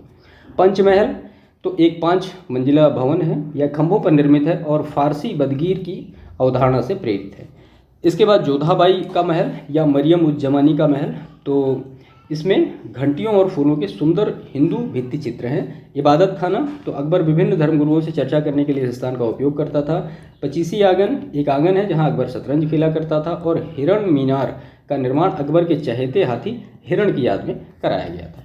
तो ये कुछ महत्वपूर्ण चीज़ें थीं कहाँ के लिए, तो फतेहपुर सीकरी में ये सारी चीज़ें हैं वहाँ पे। इसके बाद फिर जहांगीर के बारे में डिटेल देखते हैं। तो जहांगीर ने चित्रकला और कला के अन्य रूपों पर अधिक बल दिया। वास्तुकला की अवनति कहा जा सकता है जहांगीर के टाइम में हुई, क्योंकि उसने मेनली चित्रकला पे फोकस किया। हालांकि उसने सिकंदरा में अकबर का मकबरा सहित कुछ उल्लेखनीय स्मारकों के निर्माण की देखरेख की। उसने लाहौर में अपने मकबरे का निर्माण भी करवाया था और अपने शासनकाल के दौरान कश्मीर में शालीमार बाग जैसे अनेक उद्यानों का भी विकास करवाया था। उसने लाहौर में मोती मस्जिद का निर्माण कराया था। जहांगीर के शासनकाल के दौरान उसकी पत्नी नूरजहां ने भी कुछ प्रमुख निर्माण परियोजनाओं को अपने हाथ में लिया था। नूरजहां के पिता एतमादुद्दौला का मकबरा इसका उत्कृष्ट उदाहरण है। तब तक प्रयुक्त किए जा रहे लाल बलुआ पत्थर के स्थान पर क्या आ गया था, सफ़ेद संगमरमर का प्रयोग होने लगा था जहांगीर के टाइम में। एतमादुद्दौला का मकबरा पूर्ण रूप से श्वेत संगमरमर से बना पहला मुगल निर्माण था। इसमें कुछ पित्रादुरा के सर्वश्रेष्ठ कार्य भी हैं। इसके बाद इसमें शाहजहां यानी मुगल वास्तुकला अपने चरमोत्कर्ष पर पहुंची शाहजहां के टाइम पे। तो ताजमहल मुगल वास्तुकला का सर्वश्रेष्ठ नमूना है। इसका निर्माण अर्जुमंद बानो बेगम, यानी कहीं कहीं लिखा रहता अर्जुमंद बानो बेगम या मुमताज़ महल की स्मृति में करवाया गया था। इसमें अलंकरण के लिए सुलेखन, पित्रादुरा के काम, अग्रदृश्य तकनीक, चारबाग शैली के उद्यान के उपयोग और परिसर में पानी के उपयोग सहित मुगल स्थापत्य कला की सभी विशेषताएं विद्यमान हैं। ताजमहल में जाली का काम बहुत सर्वश्रेष्ठ हुआ है और संगमरमर पर नक्काशियां कम उभारी गई हैं। ताजमहल के अतिरिक्त शाहजहां ने अनेक अन्य स्मारक, उद्यानों और भवनों का भी निर्माण कराया था। जैसे कौन कौन से थे, तो दिल्ली का लाल किला, दिल्ली की जामा मस्जिद, लाहौर का शालीमार बाग और शाहजहानाबाद का नगर। उसकी सर्वश्रेष्ठ रचनाओं में एक मयूर सिंहासन जो कि धातु से बना था का निर्माण कराया था। औरंगजेब की बात करें तो मुगल वास्तुकला की अवनति हुई उस समय, क्योंकि वो बहुत कट्टरवादी था और उसने कुछ खास रुचि नहीं ली इसमें। उसके बाद मोहम्मद आजम शाह, तो बहादुर शाह जफर वास्तु निर्माण करवाने वाला अंतिम मुगल बादशाह था। उसने अपनी माँ व औरंगजेब की पत्नी बेगम रबिया उद दरानी की स्मृति में बीबी का मकबरा, दक्षिण भारत का ताजमहल इसको कहा जाता है, बनवाया था और यह औरंगाबाद में स्थित है। उसने अपनी पत्नी की स्मृति में दिल्ली में जीनत महल का भी निर्माण कराया। तो इसके बाद फिर सिख शैली, वास्तुकला की सिख शैली का विकास आधुनिक पंजाब क्षेत्र में हुआ। यह वास्तुकला मुगल शैली से काफ़ी प्रभावित थी और इनकी कुछ पर्टिकुलर प्रमुख विशेषताएं हैं वो हम देखते हैं। तो निर्माण के शीर्ष पर कई छतरियों या कियोस्क का उपयोग, भवनों के गुंबद लंबे धारीदार थे, गुंबदों पर अलंकरण और सहारे के लिए सामान्यतः पीतल और तांबे की परत चढ़ाई गई थी। मेहराबों का अलंकरण अनेकानेक पत्रकों का उपयोग करके किया गया था। उदाहरण की बात करें अगर, तो हरमिंदर साहिब या स्वर्ण मंदिर, इसका निर्माण 1585 में शुरू हुआ और 1604 में इसे गुरु अर्जुन द्वारा पूरा कराया गया। राजपूत शैली की बात करें तो इस अवधि के राजपूत निर्माण भी मुगल शैली से प्रभावित थे, लेकिन निर्माण में अपने आकार और क्षेत्र में अद्वितीय थे। राजपूतों ने सामान्यतः भव्य महलों और किलों का निर्माण कराया था। विशेषताओं की बात करें राजपूत की, तो राजपूतों ने लटकती हुई बालकनी की अवधारणा प्रचलित की। इन्हें सभी आकृतियों और आकारों में बनवाया गया था। उदाहरण, लटकती बालकनियों से हवा युक्त महल जयपुर में है। कश्मीर वास्तुकला की बात करें तो कश्मीरी वास्तुकला को यहाँ के शासनकाल के अनुसार व्यापक रूप से दो महत्वपूर्ण चरणों में बांटा गया। पहला, मध्यकाल के आरंभ में हिंदू चरण और 14वीं सदी के बाद का मुस्लिम चरण। कश्मीर में मंदिर के बारे में डिटेल हम देख लेते हैं। कश्मीर में अगर मंदिर निर्माण की बात करें तो दो राजवंश काफ़ी फेमस हैं, काराकोट राजवंश और उत्पल राजवंश। इन्हीं दोनों राजवंश के उसमें मंदिर निर्माण अपने पराकाष्ठा पर पहुंचा। कहाँ पे? कश्मीर में। प्रमुख विशेषताएं क्या थीं? तो त्रिदली मेहराबें, गंधार प्रभाव, कोष्ठात्मक विन्यास और परिबद्ध आंगन, सीधी धार वाली पिरामिडीय छत, स्तंभों वाली दीवारें और त्रिकोणीय फुटपाथ, यानी इसका ग्रीक प्रभाव है ये, और सीढ़ियों की संख्या अपेक्षाकृत अधिक है। उसके बाद कुछ प्रमुख मंदिर हैं जो कि मार्तंड सूर्य मंदिर कहाँ पे है? अनंतनाग कश्मीर में, और ये बनाया गया 8वीं सदी के काराकोट राजवंश के शासक ललितादित्य मुक्तिपदा के तत्वाधान में बनाया गया था। स्मारकों पर गांधार, चीनी और गुप्त प्रभाव है। परिसर में खंभों से घिरे एक प्रांगण के रूप में है। मुख्य मंदिर का शिखर पिरामिडीय आकार में है और इसमें विष्णु, देवी गंगा और यमुना नदियों और सूर्य देव की नक्काशी की गई है। अवंतीपोर का मंदिर, तो यहाँ पे दो मंदिर हैं, भगवान विष्णु को समर्पित अवंती स्वामिन और भगवान शिव को समर्पित अवंतीश्वरा। निर्माण की बात करें तो उत्पल राजवंश के प्रथम सम्राट अवंती वर्मन द्वारा 9वीं शताब्दी में इसका कराया गया। मंदिर एक प्रशस्त आंगन में स्थित है और इसके चारों कोनों पर क्या है, मठ है। इसके बाद पंद्रेधन मंदिर, मेरु वर्धा स्वामी, यह भगवान विष्णु को समर्पित है, परंतु शिव के चित्र भी यहाँ हैं। इसे एक ही पत्थर की शिला से काटकर बनाया गया है और इसकी दीवारों पर उत्कृष्ट नक्काशी की गई है। यह 10वीं शताब्दी के प्रारंभ में बनवाया गया था और श्रीनगर के पास इसकी स्थिति है। इसकी गुंबदनुमा छत और मेहराबें हैं। मामलेश्वर शिव मंदिर, तो यह पहलगाम में स्थित है, 400 ईस्वी के आसपास निर्मित किया गया। इसका उल्लेख संस्कृत शास्त्रीय ग्रंथ रजत रंगड़ी में आता है। आप हमें ये बताइए रजत रंगड़ी किसने लिखी है। उसके बाद परासपोर स्मारक, यह आधुनिक परासपोर में स्थित है। इसका निर्माण ललितादित्य मुक्तिपीठ द्वारा कराया गया था, जिसने परिहासपुर को अपनी राजधानी बनाया था। इसके बाद इस्लामिक शासन के अंतर्गत वास्तुकला का विकास देखते हैं। तो जामा मस्जिद श्रीनगर, इस प्रतिष्ठित मस्जिद का निर्माण 14वीं ईस्वी शताब्दी में हुआ। इसका एक विशाल प्रांगण है और इसमें लकड़ी के 370 खंभे हैं। घुमावदार गुंबद उल्लेखनीय रूप से अनुपस्थित है। उसके स्थान पर कश्मीरी शैली की वास्तुकला है। आली मस्जिद कहाँ है, ये भी श्रीनगर में। इसका निर्माण 15वीं सदी ईस्वी में शाहमीर रजा सुल्तान हुसैन शाह ने करवाया। यह कश्मीर घाटी के विशालतम मस्जिदों में से एक है। काठ और पत्थर से निर्मित इस स्मारक में गुंबद नहीं है। इस भवन का जो शीर्ष है वो पिरामिड आकार का है और उसके साथ मेहराबदार खिड़कियां हैं।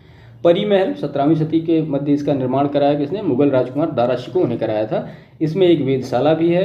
पहाड़ी पर स्थित इस अद्भुत सीढ़ीदार संरचना से डल झील का अद्भुत नज़ारा दिखता है। यह चश्मे शाही उद्यान के निकट है। उसके बाद फिर कश्मीर में उद्यान, मुगल शासकों ने बहुत से उद्यान बनवाए और वे सब फारसी डिजाइन से प्रेरित थे। उन्हें चारबाग शैली में बनवाया गया था। जलधारे, फव्वारे और वृक्ष उद्यान महत्वपूर्ण अंग है।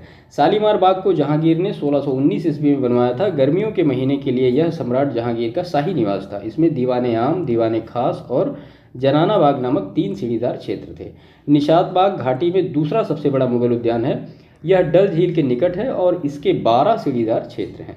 इसके बाद बादामवाड़ी उद्यान अनंतनाग में, वेरीनाग, कोकरनाग और अचावल गार्डन। भारत के प्रमुख सूर्य मंदिर कौन कौन से हैं, तो मोढेरा सूर्य मंदिर कहाँ पे, गुजरात में है। कोणार्क सूर्य मंदिर, इसका निर्माण 13वीं शताब्दी ईस्वी में पूर्वी गंगा सम्राट नरसिम्हदेव प्रथम द्वारा कराया गया था, जिस पर एक उठे हुए मंच पर मंडप बना हुआ है। सूर्य नारायण स्वामी मंदिर अरसावल्ली आंध्र प्रदेश, दीक्षनारका मंदिर गया बिहार, नवलखा मंदिर घुमली गुजरात, सूर्य पहाड़ मंदिर ग्वालपाड़ा असम और मार्तंड सूर्य मंदिर कश्मीर। तो ये कुछ पर्टिकुलर सूर्य मंदिर थे। आधुनिक भारत में वास्तुकला का बेसिक स्वरूप क्या रहा उसको हम इस पूरे उसमें समझ लेंगे। तो आप समझ रहे होंगे यहाँ पे सबसे पहले पुर्तगीज इफेक्ट आया, क्योंकि पुर्तगीज आप जानते हैं सबसे पहले 1498 में वो आए थे। तो यहाँ पे क्या क्या चीज़ें पुर्तगीज अपने साथ लेकर आए, क्या इंग्लिश के साथ आई, क्या डेनिश के साथ आई, क्या डेन के साथ आई, और चीज़ें आपस में कंबाइंड होती हैं और उसका आज वास्तविक रूप में क्या स्वरूप है, तो उनको 1 बाय 1 हम समझ लेते हैं। देखिए पुर्तगाली अपने साथ वास्तुकला की कौन सी शैली लेकर आए, आइबेरियन शैली पुर्तगीज से रिलेटेड है, याद रखिएगा। उन्होंने व्यापारिक ठिकानों और गोदामों का निर्माण करवाया। ये आगे चलकर समुद्र तट के साथ साथ दुर्गीकृत नगरों, ये नगर है, दुर्गीकृत नगरों में रूपांतरित हो गए। उन्होंने आइबेरियन शैली में आंगन ग्रहों और बैरोक चर्चों की अवधारणा प्रचलित, ठीक है। इसके बाद बैरोक शैली का विकास यूरोप में चर्च की शक्ति को व्यक्त करने के लिए 16वीं शताब्दी के अंतिम चरण में हुआ। इसे अलंकृत, सुविस्तीर्ण और नाटकीय प्रभाव के लिए अभिकल्पित किया गया था। इसमें विभिन्न रंगों का उपयोग किया जाता था। तो हम आइबेरियन शैली के बारे में डिटेल देख लेते हैं। तो गोवा के कैथेड्रल को 1619 ईस्वी में पूरा किया गया। इसे पुर्तगाली गोथिक शैली में बनाया गया था। इसमें एक विशाल घंटा था जिसे स्वर्णिम घंटा यानी गोल्डन बेल के नाम से जाना जाता था। बोम जीसस का बेसिलिक पवित्र यीशु गोवा, यह बैरोक शैली में निर्मित विश्व विरासत धरोहर है जिसे 1604 ईस्वी में पूरा किया गया। इसमें सेंट फ्रांसिस जेवियर का सम्मानित शरीर रखा गया है। उसके बाद नेक्स्ट है इसमें कास्टेला दी अंगुआदा, ये मुंबई में है। दीव में सेंट पॉल का चर्च, यह बैरोक शैली में निर्मित है और इसका निर्माण 1610 ईस्वी में पूरा हुआ। दीव किले का निर्माण की बात करें तो वो 1535 में, ये जो है यहाँ पे गलत टाइप हुआ है, दीव है ये। दीव किले का निर्माण 1535 में दीव द्वीप के तट पर किया गया। किले में एक प्रकाश स्तंभ और दीवारों पर तोपें रखी गई। इस किले के परिसर में 3 चर्च हैं जिनके नाम क्या क्या हैं, तो वो saint Thomas church, saint Paul church और असीसी के सेंट फ्रांसिस का चर्च। तो ये सारी चीज़ें। गोवा में सेंट एनी तलाउलिम चर्च, यह बैरोक शैली में है और इसका निर्माण 1695 ईस्वी में पूरा किया गया। तो ये सारी आप अब समझ रहे होंगे कि जो पुर्तगीज़ थे वो अपने साथ आइबेरियन शैली लेकर आए। उन्होंने जो भी इमारतों का निर्माण इंडिया में किया वो किस शैली में था, तो वो बैरोक शैली में था। अगर प्रीलिम्स में इस तरह से प्रश्न आते हैं तो आप उनको लिख सकते हैं। और अगर मुख्य परीक्षा में प्रश्न पूछा जाता है कि पुर्तगीज का जो प्रभाव रहा है इंडिया के वास्तुकला और जो स्थापत्य कला पर क्या पड़ा, तो आप ये पूरा सेक्शन अच्छी तरीके से उसमें इनग्रेड कर सकते हैं। आपको अच्छे खासे नंबर मिलने की संभावना पूरी रहेगी। इसके बाद हम आते हैं फ्रांसीसी प्रभाव। तो फ्रेंच का क्या इफेक्ट रहा, तो फ्रांसीसी अपने साथ शहरी योजना की अवधारणा लेकर आए थे। फ्रांसीसी शहरों पौंडीचेरी और चंदन नागौर, जिसको हम चंदन नगर अब कहते हैं, पश्चिम बंगाल में, का निर्माण कार्टेशियन ग्रिड योजना और वैज्ञानिक वास्तुकला के उपयोग कर किया गया था। उन्होंने भव्य भवनों का निर्माण कर अपनी शक्ति प्रदर्शन के रूप में किया। उन्होंने अज्ञात वास्तुकला की अवधारणा भी प्रस्तुत की, जिसमें अग्रभाग यानी जो पहला आगे का भाग होता है जिसको मुख कहते हैं, अधिक अलंकरण या डिजाइन के बिना आधुनिक भवनों जैसी अवधारणा थी। फ्रांसीसियों ने तटीय शहर जैसे माहे, जो कि केरल में है, कराईकल तमिलनाडु में है, और यनम यानी आंध्र प्रदेश में है, में भी विकसित किए। उदाहरण की अगर बात करेंगे तो पुदुचेरी में जीसस का सेक्रेड हार्ट चर्च और चंदन नगर में सेक्रेड हार्ट चर्च, ये दोनों इस तरह से फ्रांसीसी से रिलेटेड है। अगर आप इंग्लिश प्रभाव की बात करेंगे यानी अंग्रेजी प्रभाव का क्या प्रभाव पड़ा भारत में वास्तुकला और स्थापत्य कला पर, तो अंग्रेज अपने साथ वास्तुकला की कौन सी शैली लेकर आए, गोथिक शैली। यह भारतीय वास्तुकला के साथ मिल गई और इसकी परिणति वास्तुकला की इंडो गैथिक शैली के रूप में हुई। 1911 के पश्चात नव रोमन स्थापत्य कला के रूप में ज्ञात वास्तुकला की नई शैली उभरी। अब हम इंडो गॉथिक शैली के बारे में डिटेल देख लेते हैं। देखिए इंडो गॉथिक शैली क्या होती है, तो विक्टोरियन शैली के रूप में ज्ञात यह वास्तुकला भारतीय, फ्रांसीसी और गोथिक शैली का अनूठा मिश्रण थी। इंडो गॉथिक शैली की कुछ विशेषताएं हैं, कौन कौन सी है, तो पहली विशेषता है निर्माण बहुत विशाल और अपने निष्पादन में विस्तृत थे। दूसरी विशेषता की बात करेंगे तो इंडो इस्लामिक निर्माण कार्य की अपेक्षा दीवारें पतली थीं। तीसरी, इंडो इस्लामिक युग में बक्राकार मेहराबों के विपरीत जो मेहराब थे वो नुकीले थे। और विक्टोरियन शैली की एक अनूठी विशेषता विशाल खिड़कियों का उपयोग थी। चर्चों की क्रूसीफाइड भूमि योजना थी। और सबसे लास्ट में इनमें ब्रिटेन की उन्नत संरचनात्मक इंजीनियरिंग के मानकों का पालन किया गया था। इस्पात, लोहे और ढाले गए कंक्रीट का उपयोग किया जाना आरंभ किया गया। अगर उदाहरण की आप बात करेंगे तो कोलकाता का विक्टोरिया मेमोरियल और मुंबई का गेटवे ऑफ इंडिया, ये इंडो गैथिक शैली में ही बनाया गया है। आइबेरियन शैली और गोथिक वास्तुकला के बीच में बेसिक डिफरेंस क्या होता है, देखिए आइबेरियन वास्तुकला की बात करेंगे तो पुर्तगालियों द्वारा उपयोग की जाने वाली मुख्य निर्माण सामग्री यहाँ पर क्या थी, ईंटें थीं। छतों और सीढ़ियों के लिए लकड़ियों का उपयोग किया जाता था। दूसरा अगर देखें इसी में आइबेरियन में, तो पुर्तगालियों ने अपनी पश्चिमी परंपराओं को जारी रखा और किसी भी संरचनात्मक विविधता का प्रचलन नहीं किया। ये है आइबेरियन वास्तुकला। अब हम गोथिक वास्तुकला के बारे में देखते हैं। तो मुख्य रूप से लाल बलुआ पत्थर और मोटे चूना पत्थरों का उपयोग किया गया था। अंग्रेजों ने वास्तुकला की इंडो गॉथिक शैली के उत्कर्ष पर पहुंचाने के लिए भारतीय रूपांकन और शैलियों को अपनाया। तो ये पूरा डिटेल था इंडो गॉथिक शैली के बारे में, आइबेरियन शैली के बारे में, और उसके बाद फिर गॉथिक वास्तुकला के बारे में हमने सारी डिटेल अच्छी तरीके से समझी। इसके बाद एक इसमें नया आता है नव रोमन शैली क्या है। तो देखिए 1911 के उपरांत अंग्रेजी राज द्वारा करवाए गए निर्माण नव रोमन शैली या नव शास्त्रीय शैली के अनुसार करवाए गए थे। एडविन लुटियन और हर्बर्ट बेकर द्वारा की गई नई दिल्ली की वास्तुकला इस शैली का सर्वश्रेष्ठ उदाहरण है। इसे प्रायः हिंदुस्तान के रोम के रूप में वर्णित किया जाता है। इस चरण की निम्नलिखित विशेषताएं हैं। तो नव रोमन शैली की क्या क्या विशेषताएं हैं, तो इसमें जो पहली विशेषता है, निर्माण अनजान और बिना किसी रुचिकर विशेषताओं वाले होते थे। दूसरा, यह वास्तुकला की सभी शैलियों का संगम थी, जिस कारण इस शैली में संकुलन था और कलात्मक अभिव्यक्ति के अवसर संकीर्ण थे। तीसरी बात, निर्माण कार्य की संकर प्रकृति के नाते सादगी, आधुनिकता और उपयोगिता से अत्यधिक समझौता किया गया। चौथी बात, चक्राकार भवनों पर अधिक ध्यान दिया गया। पांचवी बात, पश्चिमी वास्तुशिल्प डिजाइनों को साकार कराने के लिए प्राच्य रूपांकनों का अत्यधिक प्रयोग किया गया। और औंधे अथवा ऊपर उठे हुए गुंबद की अवधारणा इसी चरण के दौरान प्रचलित की गई। इसे सर्वोच्च न्यायालय और राष्ट्रपति भवन के शीर्ष पर देखा जा सकता है। तो ये जो है ये नव रोमन शैली से रिलेटेड है। ठीक है, तो ये आधुनिक भारत में कुछ वास्तुकला की सारी चीज़ें थी जिनको हमने यहाँ पे डिस्कस। देखिए इससे पहले हमने मध्यकालीन भारत में वास्तुकला का क्या स्वरूप रहा वो हमने देखा, और उससे पहले हमने प्राचीन भारत में जो वास्तुकला, चित्रकला, इन सब का बेसिक स्वरूप क्या रहा वो सारे हमने देखे। इसके लास्ट ईयर के प्रश्न भी देखे, तो वो सारी चीज़ें इसमें कवर अप हो गई।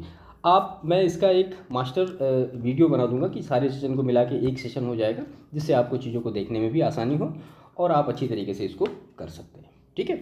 बाकी आपसे रिक्वेस्ट है कि चैनल को प्लीज़ सब्सक्राइब करिए। नमस्कार दोस्तों, एक बार फिर से आप सभी का स्वागत है हमारे YouTube channel civil service institute में। देखिए, आज हम आर्ट एंड कल्चर से रिलेटेड कुछ लास्ट ईयर के प्रश्न देखते हैं। थियोरेटिकल पार्ट हम ऑलरेडी कवर कर चुके हैं 4 या 5 सेशन में। तो ये यूपीपीसीएस आरओ में जो आर्ट एंड कल्चर से रिलेटेड जो प्रश्न पूछे गए हैं उनको सारा हमने यहाँ पे लिया है। इसमें प्राचीन भारत का आपको मिल जाएगा और उसके बाद फिर मध्यकालीन भारत के जो चीज़ें हैं आर्ट एंड कल्चर से रिलेटेड वो सारी मिल जाएंगी। तो 1 बाय 1 सारे देख लेते हैं, तो इससे हमको ये आइडिया लग जाएगा कि जो लास्ट ईयर प्रश्न पूछे जा रहे हैं आर्ट एंड कल्चर से रिलेटेड वो कैसे आ रहे हैं और किस लेवल की हमें स्ट्रैटेजी आगे के एग्जामिनेशंस के लिए रखनी है। तो चलिए शुरू करते हैं। तो देखिए, इसमें सबसे पहला जो प्रश्न दिया गया है तो ये सही सुमेलित करना है कि स्थापत्य और उनकी अवस्थिति कहाँ कहाँ पे। तो स्तूप जो है वो सांची में है, चित्रकारी बाग से रिलेटेड है, और कनिष्क की सिर विहीन मूर्ति कहाँ मिली है तो वो मथुरा में, और दशावतार मंदिर कहाँ है तो वो देवगढ़ में। ठीक है। उसके बाद फिर से ये एक नया प्रश्न सुमेलित है। तो स्थान और विशेषता, नालंदा विश्वविद्यालय, सारनाथ अशोक का स्तंभ, और सांची जो है स्तूप है, और कोणार्क क्या है सूर्य का मंदिर। ये सारी चीज़ें हम अपने सेशन में पहले कर चुके हैं, कवर कर चुके हैं। उसके बाद अगर चित्रकारी की बात करें तो ये बाघ और अजंता, यहाँ से चित्रकारी के बारे में डिटेल मिली है। कनिष्क की सिर विहीन मूर्ति ये मथुरा से रिलेटेड है। सूर्य मंदिर ये कोणार्क, लिंगराज मंदिर भुवनेश्वर, हवा महल जो है वो जयपुर से रिलेटेड है, और गोमतेश्वर की प्रतिमा कहाँ पे है ये कर्नाटक में है। इसके बाद फिर से ये सही सुमेलित है। तो एलिफेंटा ये गुफा, और श्रवण बेलगोला या ये मूर्ति है एक, मंदिर खजुराहो के हैं, और सांची में क्या है स्तूप है। आप पीछे के प्रश्न देख रहे हैं तो आपको मतलब इसमें लगभग ऐसे ऐसे प्रश्न हैं जो बार बार वही सारे पूछे जाते हैं। ठीक है, इसीलिए हमको लास्ट ईयर के प्रश्न देखना बहुत आवश्यक होता है। ऐतिहासिक स्थल की बात करें और राज्य की बात करें तो भीमबेटका मध्य प्रदेश में है, शोर टेम्पल जो तटीय मंदिर है वो कहाँ तमिलनाडु में है, हम्पी कर्नाटक में है, और मानस जो है ये असम में है। ठीक है। उसके बाद फिर से एलोरा की गुफाएं ये कहाँ है, ये राष्ट्रकूट। मीनाक्षी मंदिर ये पांडे से रिलेटेड है। खजुराहो मंदिर जो है वो चंदेल से रिलेटेड है। महाबलीपुरम के मंदिर किससे रिलेटेड है, ये पल्लव से रिलेटेड है। मतलब इनसे ये सारी चीज़ें रिलेट करती हैं। फिर से ये सुमेलित है। तो बैजनाथ धाम ये एक शिव मंदिर है। सारनाथ क्या है, बुद्ध का शांति का प्रथम प्रवचन स्थल। दिलवाड़ा में जैन मंदिर है, और बद्रीनाथ विष्णु मंदिर है। इसके बाद फिर गुप्त मंदिर, तो ईंट निर्मित मंदिर कहाँ के, ये भीतरगांव का है। दशावतार मंदिर देवगढ़ में है, शिव मंदिर भूमरा में है, और विष्णु मंदिर जो है वो एरण में है। स्थान और संघ राज्य क्षेत्र, तो ये हम्पी कर्नाटक से रिलेटेड है, नागार्जुन कोंडा आंध्र प्रदेश से रिलेटेड है, शिशुपालगढ़ उड़ीसा से रिलेटेड है, अरिका मेडू कहाँ से, ये पुदुचेरी से रिलेटेड है। तो इस तरह से प्रश्न जो आते हैं जो सीधे सीधे मैचिंग करने के लिए या फिर जो सही सुमेलित हैं, तो वो सारे प्रश्न लगभग हमने 8-9 साल के यहाँ पे ले लिए थे जो सिंपल आर्ट और कल्चर से रिलेटेड है। इसके बाद खजुराहो के मंदिर संबंधित हैं। तो खजुराहो के मंदिर जो है वो किससे संबंधित हैं, वो वैष्णव धर्म से, शैव धर्म से, शाक्त धर्म से और जैन धर्म से रिलेटेड है खजुराहो के मंदिर। खजुराहो स्थित मंदिरों का निर्माण करवाया था, किसने करवाया था, तो वो चंदेल वंश के राजाओं ने करवाया था खजुराहो स्थित मंदिरों का निर्माण। खजुराहो का मातंगेश्वर मंदिर समर्पित है किसको, तो शिव को। कंदरिया महादेव 64 योगिनी दशावतार तथा चित्रगुप्त में से वह मंदिर जो खजुराहो में नहीं है। तो दशावतार मंदिर कहाँ है, वो देवगढ़ में, आपने ऊपर देखा है। इसके बाद मुरैना के समीप स्थित 64 योगिनी मंदिर के संदर्भ में सत्य कथन है। तो यह कच्छप घाट राजवंश के शासनकाल में निर्मित एक वृत्ताकार मंदिर है। इसके डिजाइन से यह लोकप्रिय धारणा बनी कि यह भारतीय संसद भवन के लिए प्रेरणा स्रोत रहा है। किसकी बात हो रही है, तो मुरैना के समीप 64 योगिनी मंदिर के बारे में बात हो रही है। खजुराहो के मंदिर, भीमबेटका की गुफाएं, सांची के स्तूप तथा मांडू का महल में से वह जो विश्व धरोहर स्थल में शामिल नहीं है। तो मांडू का महल विश्व धरोहर स्थल में शामिल नहीं है। इसके बाद मंदिर स्थापत्य के बारे में सत्य कथन है। तो स्वतंत्र आधार यानी चूना पत्थर के मंदिरों का उद्भव गुप्त काल में माना जाता है। लाडखा जो कि एक प्रारंभिक मंदिर है, बादामी के चालुक्यों से संबद्ध है। खजुराहो के मंदिरों में मंदिर के समस्त खंड आंतरिक और बाह्य रूप से जुड़े हुए थे। कांची का कैलाशनाथ मंदिर पल्लवकालीन स्थापत्य है। ठीक है, तो ये सारी चीज़ें इसमें सही दी गई हैं। ये भीतरगांव है। भीतरगांव मंदिर, ग्वालियर का तेली मंदिर, कंदरिया महादेव का मंदिर और ओशिया मंदिर में से वह जिसका शिखर द्रविड़ शैली में बना हुआ है। तो ग्वालियर का तेली मंदिर का जो शिखर है वो द्रविड़ शैली में बना हुआ है। ये सारी चीज़ें ऑलरेडी डिस्कस हैं। 109 बौद्ध गुफाएं हैं, कहाँ पे, तो कन्हेरी में है। आबू का जैन मंदिर बना है, संगमरमर से बना हुआ है। और प्रथम जैन तीर्थंकर आदिनाथ को समर्पित पलिताना मंदिर स्थित है कहाँ पे, तो ये भावनगर में। एलिफेंटा की गुफाएं मुख्यतः इसके धर्म के मतावलंबियों के उपयोग के लिए काट कर बनाई गई हैं। किसके लिए, तो वो शैव धर्म के लिए। बौद्ध, जैन, शैव तथा वैष्णव में से एलिफेंटा के प्राचीन स्मारक हैं। किससे रिलेटेड, तो बौद्ध और शैव से रिलेटेड हैं। एलिफेंटा के प्रसिद्ध शैल को काटकर बनाए गए मंदिरों का श्रेय दिया जाता है किसको, तो वो राष्ट्रकूटों को। अजंता, भाजा, एलिफेंटा तथा एलोरा में से त्रिमूर्ति के लिए विख्यात है कौन, एलिफेंटा। इसके बाद इसमें है प्राचीन भारत में गुप्त काल से संबंधित गुफा चित्रांकन के केवल 2 उदाहरण उपलब्ध हैं। इनमें से एक अजंता की गुफाओं में किया गया चित्रांकन है। गुप्त काल के चित्रांकन का दूसरा अवशिष्ट उपलब्ध है कौन सा, तो बाघ की गुफाओं में उपलब्ध है। पश्चिमी भारत में प्राचीनतम शैलकृत गुफाएं अवस्थित हैं, तो नासिक में, एलोरा में और अजंता में। देखिए तीनों गुफाओं के बारे में डिटेल में आपने अपने प्रीवियस सेक्शन में डिस्कस किया है। एलिफेंटा, नालंदा, अजंता तथा खजुराहो में से बौद्ध गुफा मंदिरों के लिए प्रसिद्ध है अजंता। एलोरा के गुहा मंदिर संबंधित हैं किस किस धर्म से, तो हिंदू, बौद्ध और जैन से। एलोरा गुफाओं का निर्माण कराया था किसने, राष्ट्रकूटों ने। और भारतीय शिलावस्तु के इतिहास के संदर्भ में सत्य कथन है। पहला, भीमबेटका की गुफाएं भारत की प्राचीनतम अवशिष्ट शैलकृत गुफाएं हैं। दूसरा, बाराबर की शैलकृत गुफाओं में कर्ण चौपड़, विश्व झोपड़ी और सुदामा गुफा प्रमुख हैं।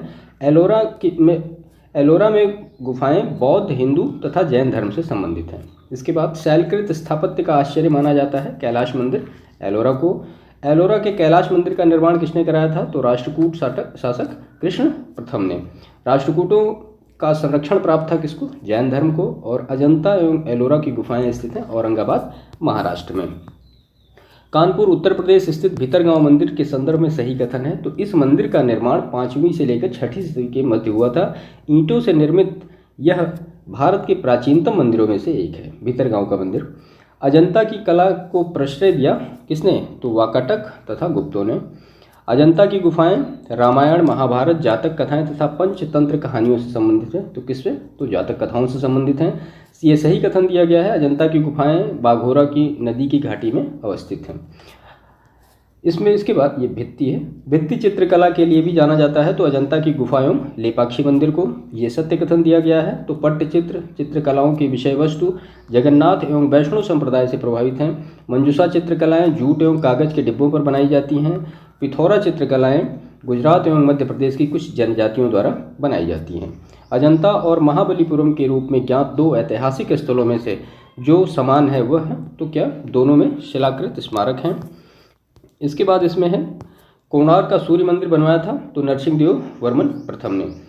काला पगोडा के नाम से भी जाना जाता है, तो कोणार्क के सूर्य मंदिर को। मोढेरा का सूर्य मंदिर स्थित है कहाँ पे, गुजरात में। लिंगराज मंदिर अवस्थित है भुवनेश्वर में। और उड़ीसा में नष्ट होने से बचे मंदिरों में सर्वाधिक बड़ा और सबसे ऊंचा मंदिर है लिंगराज मंदिर। जगन्नाथ मंदिर स्थित है उड़ीसा में। भुवनेश्वर तथा पुरी के मंदिर निर्मित हैं किस स्टाइल में, तो वो नागर स्टाइल में। जगन्नाथ मंदिर के गर्भगृह में भगवान जगन्नाथ, सुभद्रा, बलभद्र की मूर्तियां बनी हैं किसकी, तो वो लकड़ी की बनी हैं। विदर्भ के खजुराहो के रूप में जाना जाता है, तो मार्कंडेश्वर मंदिर को। और बोरोबुदुर स्तूप स्थित है कहाँ पे, तो वो जावा में स्थित है। इसके बाद विष्णु को समर्पित अंकोर वाट मंदिर स्थित है कहाँ पे, तो कंबोडिया या कंपूचिया में। अंकोर वाट मंदिर समूह का निर्माण 12वीं शताब्दी में किसने करवाया था, तो सूर्यवर्मन द्वितीय ने। द्रविड़ शैली के मंदिरों में गोपुरम से तात्पर्य है, तो प्रवेश द्वार तोरण के ऊपर बने अलंकरण एवं बहुमंजिला भवन से। चट्टानों को काटकर महाबलीपुरम अथवा मामल्लपुरम का मंदिर बनवाया गया किसके द्वारा, पल्लव के द्वारा। चोल, पल्लव, चेदी तथा चालुक्यों में से महाबलीपुरम में रथ मंदिरों का निर्माण कराया गया किसके द्वारा, पल्लवों के द्वारा। इसके बाद महाबलीपुरम के सप्तरथ मंदिर बनवाया था किसने, तो वो बनवाया था नरसिंहवर्मन प्रथम ने। द्रौपदी रथ, भीम रथ, अर्जुन रथ तथा धर्म रथ में से वह रथ मंदिर जो सबसे छोटा है, तो द्रौपदी रथ। आप हमें ये बताइए इनमें से सबसे बड़ा रथ कौन सा है। हम जब सेशन डिस्कस कर रहे थे तो उसमें दोनों चीज़ें हमने बताई थी आपको कि बड़ा कौन सा है, सबसे छोटा कौन सा है। मंदिरों का सही कालानुक्रम है, तो सप्त पगोडा, महाबलीपुरम का तटीय मंदिर, बृहदेश्वर मंदिर और गंगईकोंडचोलपुरम का मंदिर। ओंकारेश्वर, अमरकंटक तथा अरसवल्ली में से सूर्य मंदिर के लिए विख्यात है, तो अरसवल्ली। प्राचीन नगर तक्षशिला स्थित था कहाँ पे, तो सिंधु तथा झेलम नदियों के बीच में। सोनगिरी जहाँ 103 जैन दिगंबर मंदिर बने हुए कहाँ स्थित है, तो वो दतिया मध्य प्रदेश के निकट। दिलवाड़ा का जैन मंदिर कहाँ स्थित है, तो माउंट आबू में अरावली पर्वत पर। प्रसिद्ध विरूपाक्ष मंदिर अवस्थित है हम्पी में। नागर, द्रविड़ और बेसर है तो ये भारतीय मंदिर वास्तुकला की 3 प्रमुख शैलियाँ। भारत के सांस्कृतिक इतिहास के संदर्भ में पंचायतन शब्द निर्दिष्ट करता है तो मंदिर रचना और शैली के बारे में। जब हम क्लास कर रहे थे तो पंचायतन शैली के बारे में आपको डिटेल बताया था कि पंचायतन शैली क्या होती है। प्रसिद्ध नैमिषारण्य स्थित है सीतापुर में। बुद्ध के महापरिनिर्वाण की एक भव्य प्रतिमा जिसमें ऊपर की ओर अनेकों देवी संगीतज्ञ तथा नीचे की ओर उनके दुखी अनुयायी दर्शाए गए हैं। अजंता। प्रस्तर पर उत्कीर्ण विष्णु के 12 अवतार की विशाल प्रतिमा जिसमें वह देवी पृथ्वी को गहरे विशुद्ध सागर से उबारते हुए दर्शाए गए हैं, तो ये उदयगिरी की गुफा में। और विशाल गोलाश्मों पर उत्कीर्ण अर्जुन की तपस्या, गंगा अवतरण, ये कहाँ से रिलेटेड है, तो ये मामल्लपुरम से रिलेटेड है।